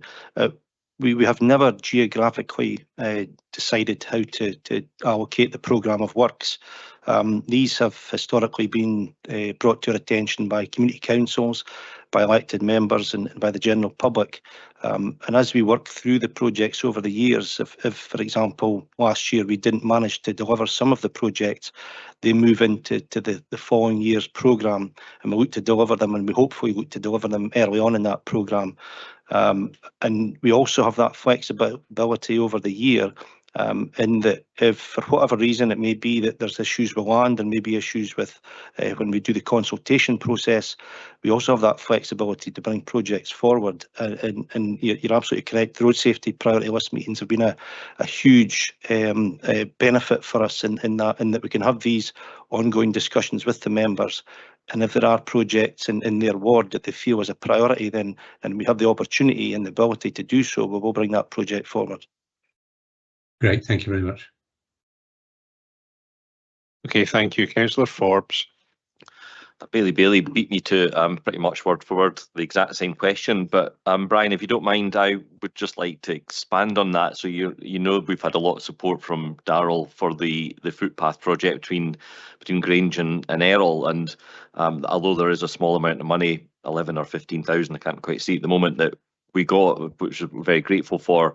I drive fairly regularly between Coupar and Perth, and I see a flashy new path on the north side of the road that starts at Coupar and doesn't quite get as far as Woodside, but goes most of the way. And I can say quite honestly, I've never seen anybody on it, and I obviously draw comparisons between that and the path we want to have in the Carsigourie. I'm just wondering if there was a reason that that path was so well funded at this point over other paths.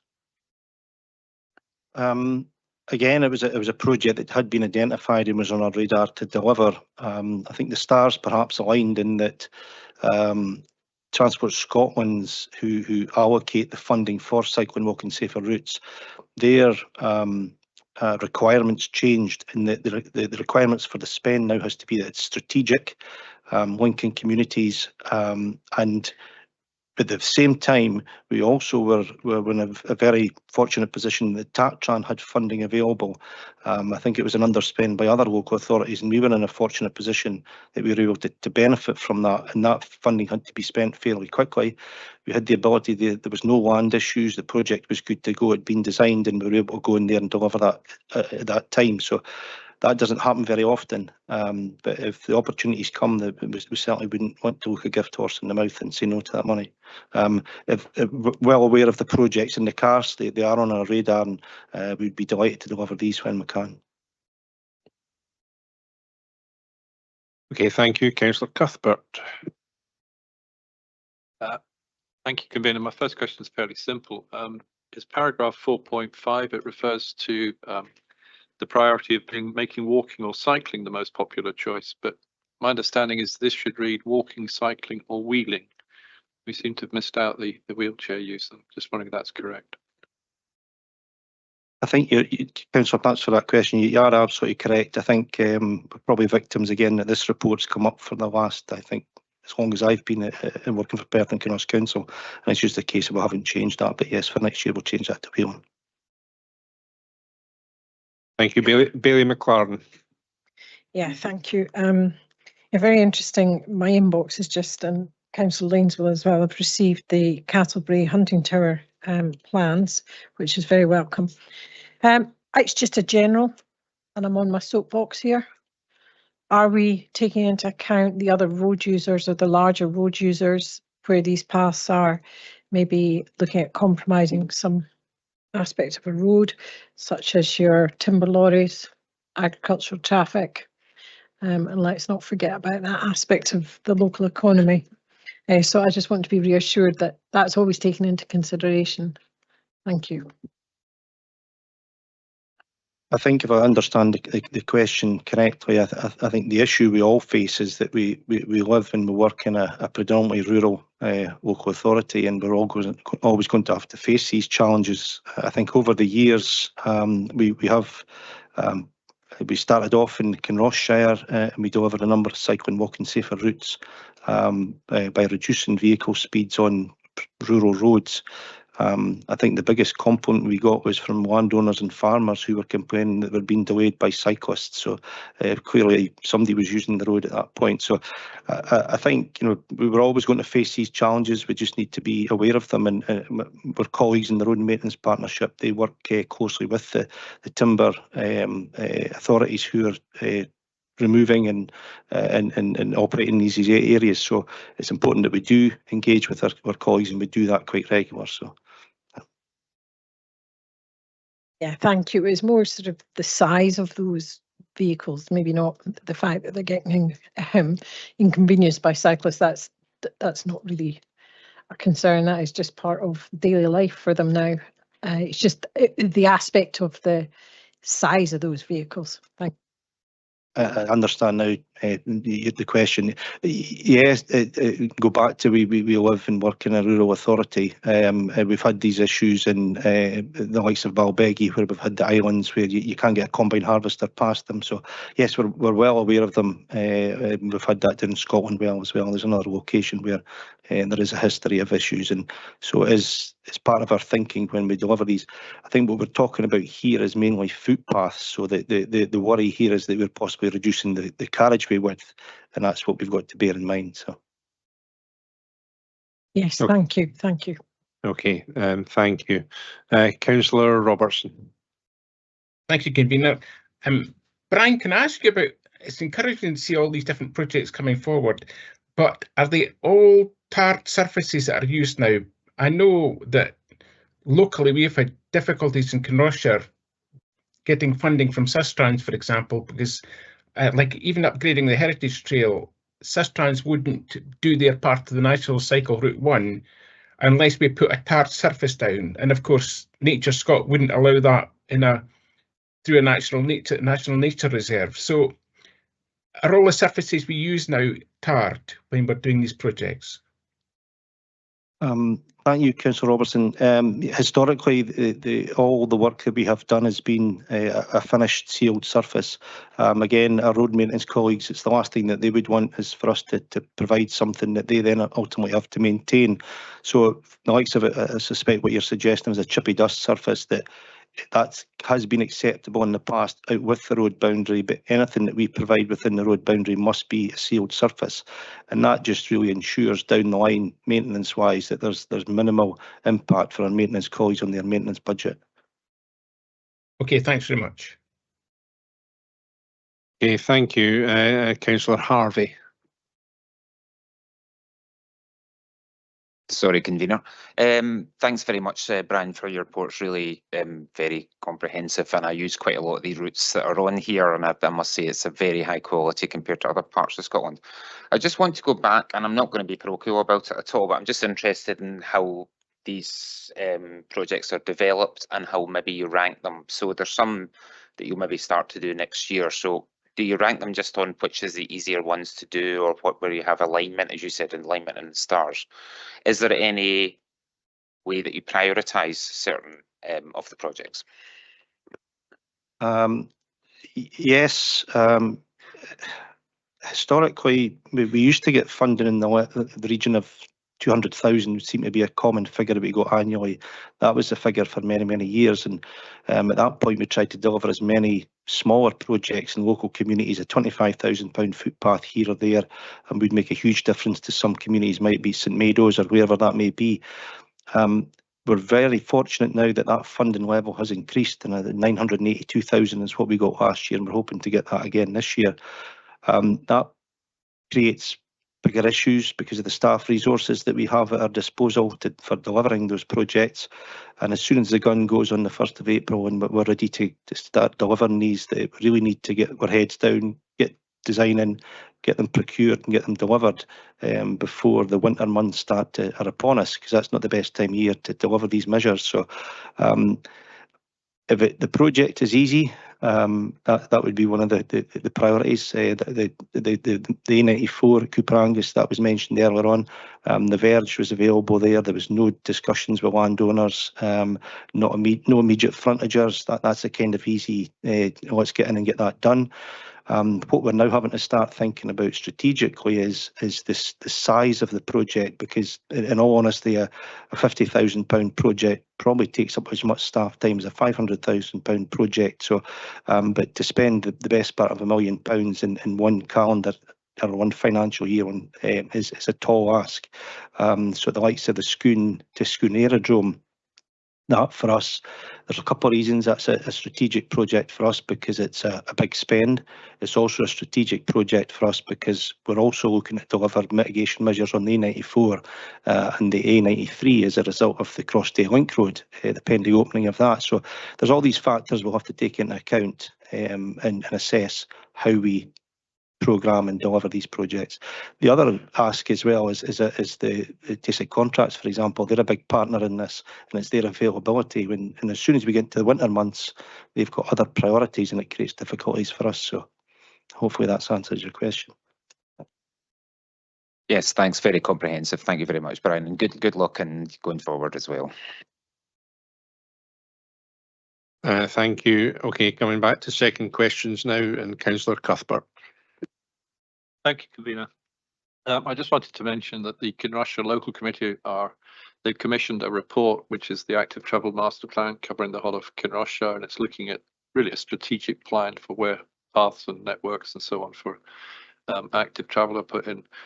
This is currently going back to committee at the Kinrossshire Committee in August, but once that's been finalised, I'm just asking if that can be looked at and incorporated into future plans, because it should set down interventions and prioritise them, so it gives you a much clearer identification of what the community wants. So if I can have a commitment that that will be looked at when it's done. Thank you, Councillor Cuthbert. Absolutely. I've been fortunate to see an early draft of that report, and I think it's an excellent report. It highlights a lot of issues, and I think it would be good to sit down, not just at the Road Safety Priority List meeting, but also with the members in Ward 8 to actually sit down and prioritise and what you see as being the priorities in these local areas. I just have one concern is about the ability to deliver on the scale that's being asked here, and I would have to put a marker down for that. But no, absolutely, I think it's a good document, and I think having it all in that document allows us to chip away at that over the coming years. Okay, second question for Councillor Forbes. Yeah, thanks, convener. Brian, page, if I can just find it, page 88 of the document, near the top references, projects did not progress due to changes in the CWSR criteria. So a two-pronged question, Brian, if you don't mind me doing that. Could you maybe just explain that a little bit more? And I wonder, for my benefit and maybe for everyone else's benefit, could you give us a really brief explanation of where this started? I know it's all started as spaces for people, then it changed to cycling, walking, safer streets, and it changed to CWSR. Could you give us a very brief outline of the funding that came with that, and any changes to the rules that we had to follow along the way? Because I know it was very, very complicated for your staff, particularly during COVID. Thanks, Councillor. The spaces for people was something different altogether. That was COVID, specifically COVID related. The CWSR, the Cycling, Walking, Safer Routes, has been what we've delivered for the last 15, 16, 17 years or so. It's been an annual allocation from Transport Scotland that we get for active travel works, and the requirement has always been that 36% of that must be spent on cycling. So that's separate from the spaces for people. The changes have come in more recently in the last 2 years. Transport Scotland have appointed, probably best described as the gamekeeper, who sits and monitors what we do. So we have to meet periodically with the officer from Transport Scotland. They oversee the projects that we've got on our programme, and the requirement is now that they're strategic. Previously, I wouldn't say we got away with it, but we delivered what we felt was appropriate and required in Perth and Kinross without question, but we're now being challenged on some of the projects. The ones in the report that say that they weren't delivered because it didn't meet the requirements, I think the ones that I think you're referring to is the ones at the public transport. Now, a couple of years ago, we worked with our public transport colleagues because they don't have access to budgets that we potentially have, and we thought there was merit in trying to encourage active travel as well as the use of public transport, that we provided links to bus stops. That didn't meet Transport Scotland's criteria, and now if we were smart about it, and it's not for the record, but we would perhaps look to put cycle parking at the bus stop, which again made sense, but allowed us to put a hard standing or a short link to get to the cycle parking. So the rules and the goalposts are changing, and they have changed more in the last couple of years, and we're trying to adapt to that. But really, the directive now from Transport Scotland is that it should be strategic. So the likes of the A94, that's the kind of projects that they're looking for us to deliver over the coming years. I'll save another question actually I had for later on, because I had seen that the use of the phrase strategic quite a lot, and although I know what the word strategic means, I don't quite understand what it means in this context. Can you maybe just elaborate a wee bit on that? Yeah, I think it's a battle that I have and we've had over many years, used to be with Sustrans and now more so with Transport Scotland, in that they're looking at strategic. That's, you could say, Dundee to Perth. That's a strategic link that they're looking to make that connection. But I always felt that if we were making that connection from Longforgan to Invergowrie or St Meadows to Perth, you know, the smaller part of it, we're not necessarily saying that everybody will commute from Dundee to Perth by bike, but people in the middle will commute to whichever one they're going to. And I always had that argument, but it wasn't deemed by them as being strategic. So this is the battle that we perhaps have internally with them. I think there's merit in the £25,000 project that makes a huge difference to St Mary's, as much as the £500,000 project that links Cooper Angus back to Bobeggy or wherever that may be. Thank you. And the final question, I think, from Councillor Robertson. Thank you, Convener. There's obviously a huge amount of money now going to be spent on active travel, and I was wanting to ask about, as you briefly mentioned, about our ability to deliver and use all the money that's going to be coming to us. Both, have we got the capacity, and what will be required to be done to give us the amount of officer time and to deliver these projects going forward? Thanks, Councillor. Yes, you're absolutely right. There is a limitation on the resources that we have at our disposal, but I think historically we've always managed to deliver. But we've never said no. We've always managed to spend the allocated budget, and in some years we've actually been able to mop up some budgets other local authorities haven't delivered, and we've been fortunate in the back end of the year to do so. And we would always look to take that external funding. There are challenges with our staff resources. I think that there's perhaps a perception that the road safety team will impact on the measures that they're being asked to deliver from the road safety priority list. But this is actually the active travel team headed by Blair Watt and two technicians, two very capable technicians who have delivered over the years and have a great track record for that. My colleague Craig Daly that's with me here today, we've been working on something recently where we're looking to go into partnership with Abertay University, and we'll have a meeting this afternoon with them to talk this one through further. And I think it's an innovative idea where we're looking to perhaps get some of their civil engineering students to come and help us. They already do that in the summer months when we take summer students on, but through their term period, perhaps at the weekend, Saturday mornings, rather than working in a cafe or a pub, they'll come in, there's a win-win, and they'll come and learn with us, but also deliver some of the active travel projects. And I think the further benefit from that is that we can get ourselves into a position where we have shovel-ready projects that when the opportunity arises, we could able to compete with the Glasgows and the Edinburghs of this world, who seem to be able to mop up all the money that's on offer because they have large teams in the active travel area to have projects ready to go. So we're hoping in the coming years that we'll be at that table as well with this innovative idea, but we'll see how this one pans out. Thank you. That's very encouraging. Okay, thank you. I'm not seeing any more questions. So once again, thanks to Brian for his answers, and thanks to members for their robust questioning as ever. It's unfortunate, as Brian mentioned, that Blair Watt, who is involved in this heavily, is on annual leave at this time, and is therefore unable to attend this meeting today. So I'm now going to move the report. This report provides the members with the details for the delivery of the cycling, walking and safer routes projects that were implemented in 23-24. It also lists the proposed cycling, walking and safer routes projects for 24-25. The report demonstrates that the full Scottish Government grant allowance was used, as well as securing additional external grants to allow more than £1.1 million to be spent on active travel in the Perth and Kinross area during 23-24. The projects delivered have provided improvements for the most vulnerable road users in our communities. The measures have improved road safety, as well as assisted and encouraged pedestrians and cyclists in local communities to use more active forms of travel.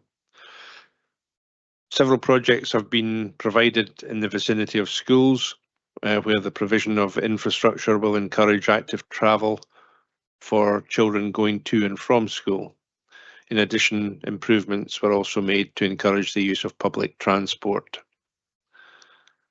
The report shows that approximately 75% of the grant funding was spent on cycling-related works, ensuring that the terms and conditions of the grant were met. Once again, I'm happy to accept the recommendations in this report and move the paper for approval. And can I again ask Councillor Welsh to second the report? Thank you, Convener.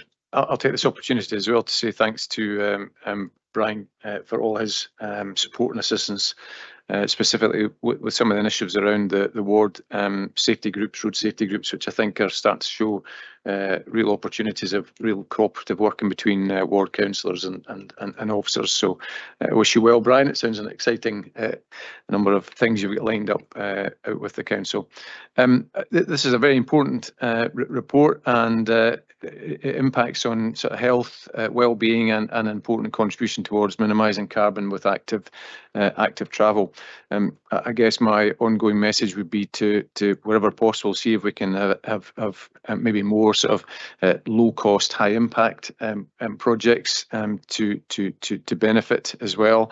And also, I think we need to recognise some of the opportunities that may come around with the new Cross-Tay Road link, and being able to effectively take people out of Perth and explore the rural communities, and likewise bring those communities into Perth, by use of cycling and walking and other forms of access.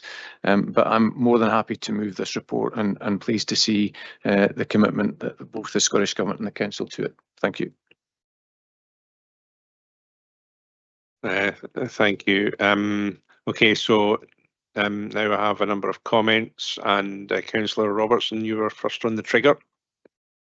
Thanks, Convener. I think it's really fitting that this report that's come forward today is Brian Cargill's last paper that he'll present to us. It's a great report, and it's encouraging to see that the number of projects that we're going to be involved in going forward. If I might say, Brian, I first came in contact with Brian when I asked him if it would be possible to introduce things called green routes in the west of Kinrossshire, to trial it there. And he was very supportive, and he said, well, try it and see how it works. It reduced the speeds on our tiny rural roads from 60 to 40, and through settlements down to 30 or even 20 in places. It proved so popular with people out walking, cycling and horse riding that it was gradually rolled out throughout Kinrossshire, and it's moved throughout Perth and Kinross. So every time I'm out on my bike and I'm on a green route, I'll always remember Brian Cargill. And also, every time I see Arbroath winning against teams like Dundee, I'll always remember Brian Cargill. Point of order, Councillor Robertson. We're not having that. Right, okay. Right, okay. Bailey McLaren. Oh, thank you. I don't know how I follow that. Councillor Robertson, it's really just again, thank you to all the teams. Again, a pressurised team, hard work, and the results that you're bringing really do make a difference. So thank you to everyone involved, and I wish you all the best, Brian. We'll be sorry to see you go. Thank you. Thank you, Councillor Carr. Thank you. I'd like to echo Councillor Drysdale's comments and regarding my interactions with Brian. They've always been informative and helpful, and I wish him all the best in his future ventures. And having visited Gayfield Park on a few occasions, I'll assume he has a good selection of thermals and windproof jackets for the future. The cycling, walking and safer routes have always been welcomed within my ward, and I'm pleased to see that a continuation of the projects being scheduled for the future, and look forward to them being delivered. Thank you.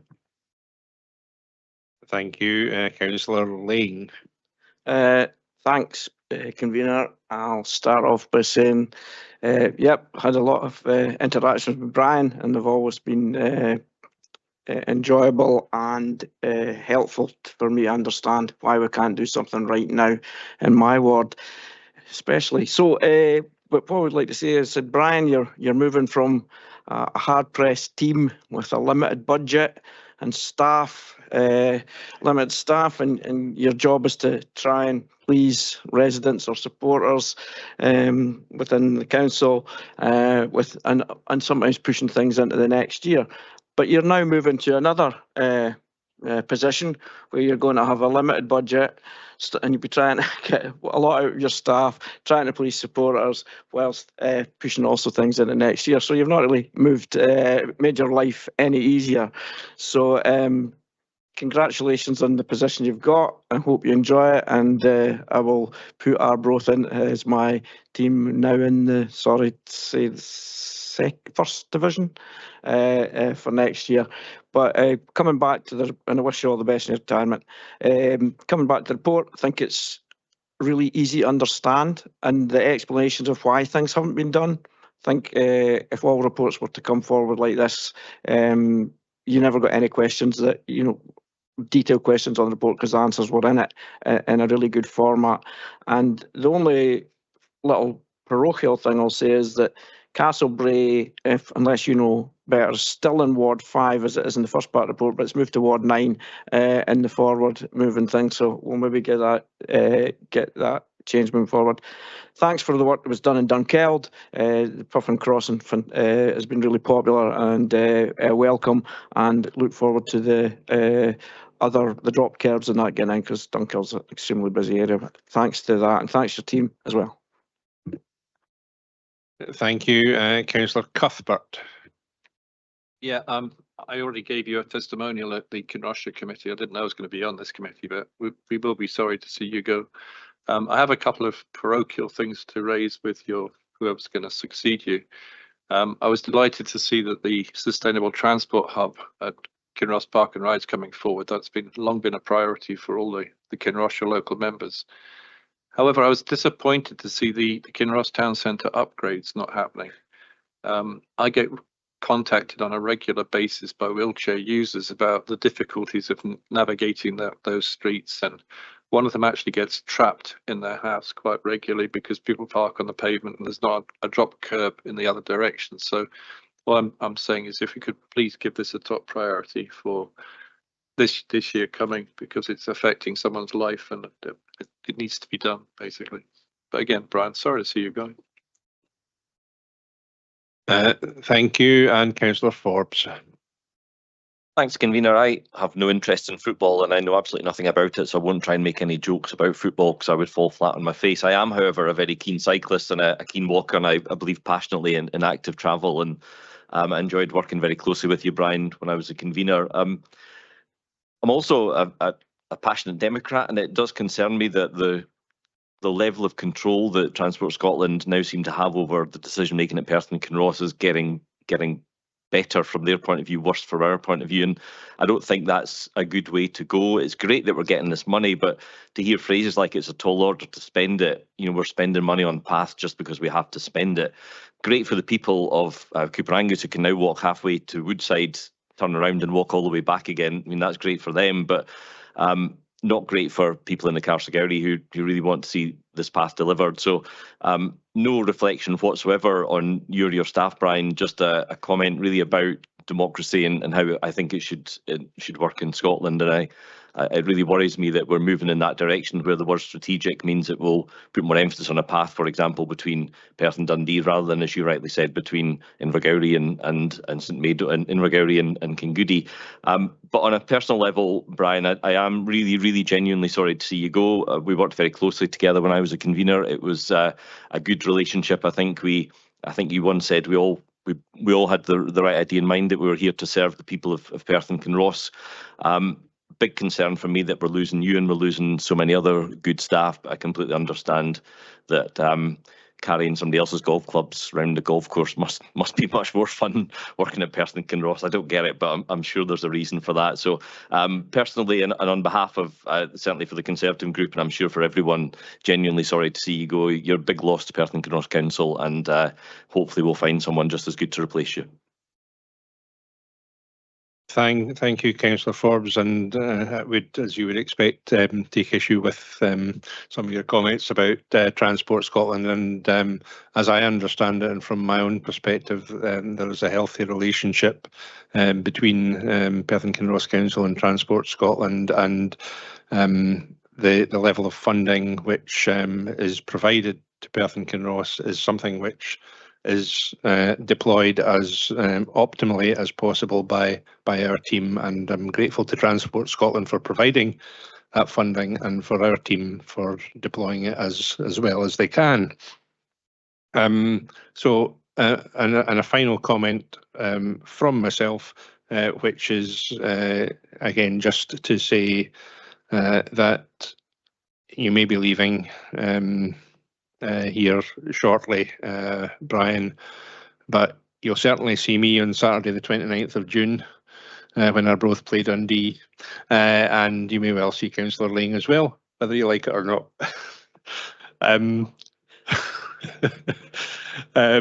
So anyway, if there are no amendments, can we agree the recommendations as set out in the report? Okay, thank you. As that brings us to the end of business on the agenda today, can I thank everyone, genuinely thank everyone, not only for your attendance, but also for your well-considered and thoughtful questions and contributions. And I now formally close the meeting. Thank you.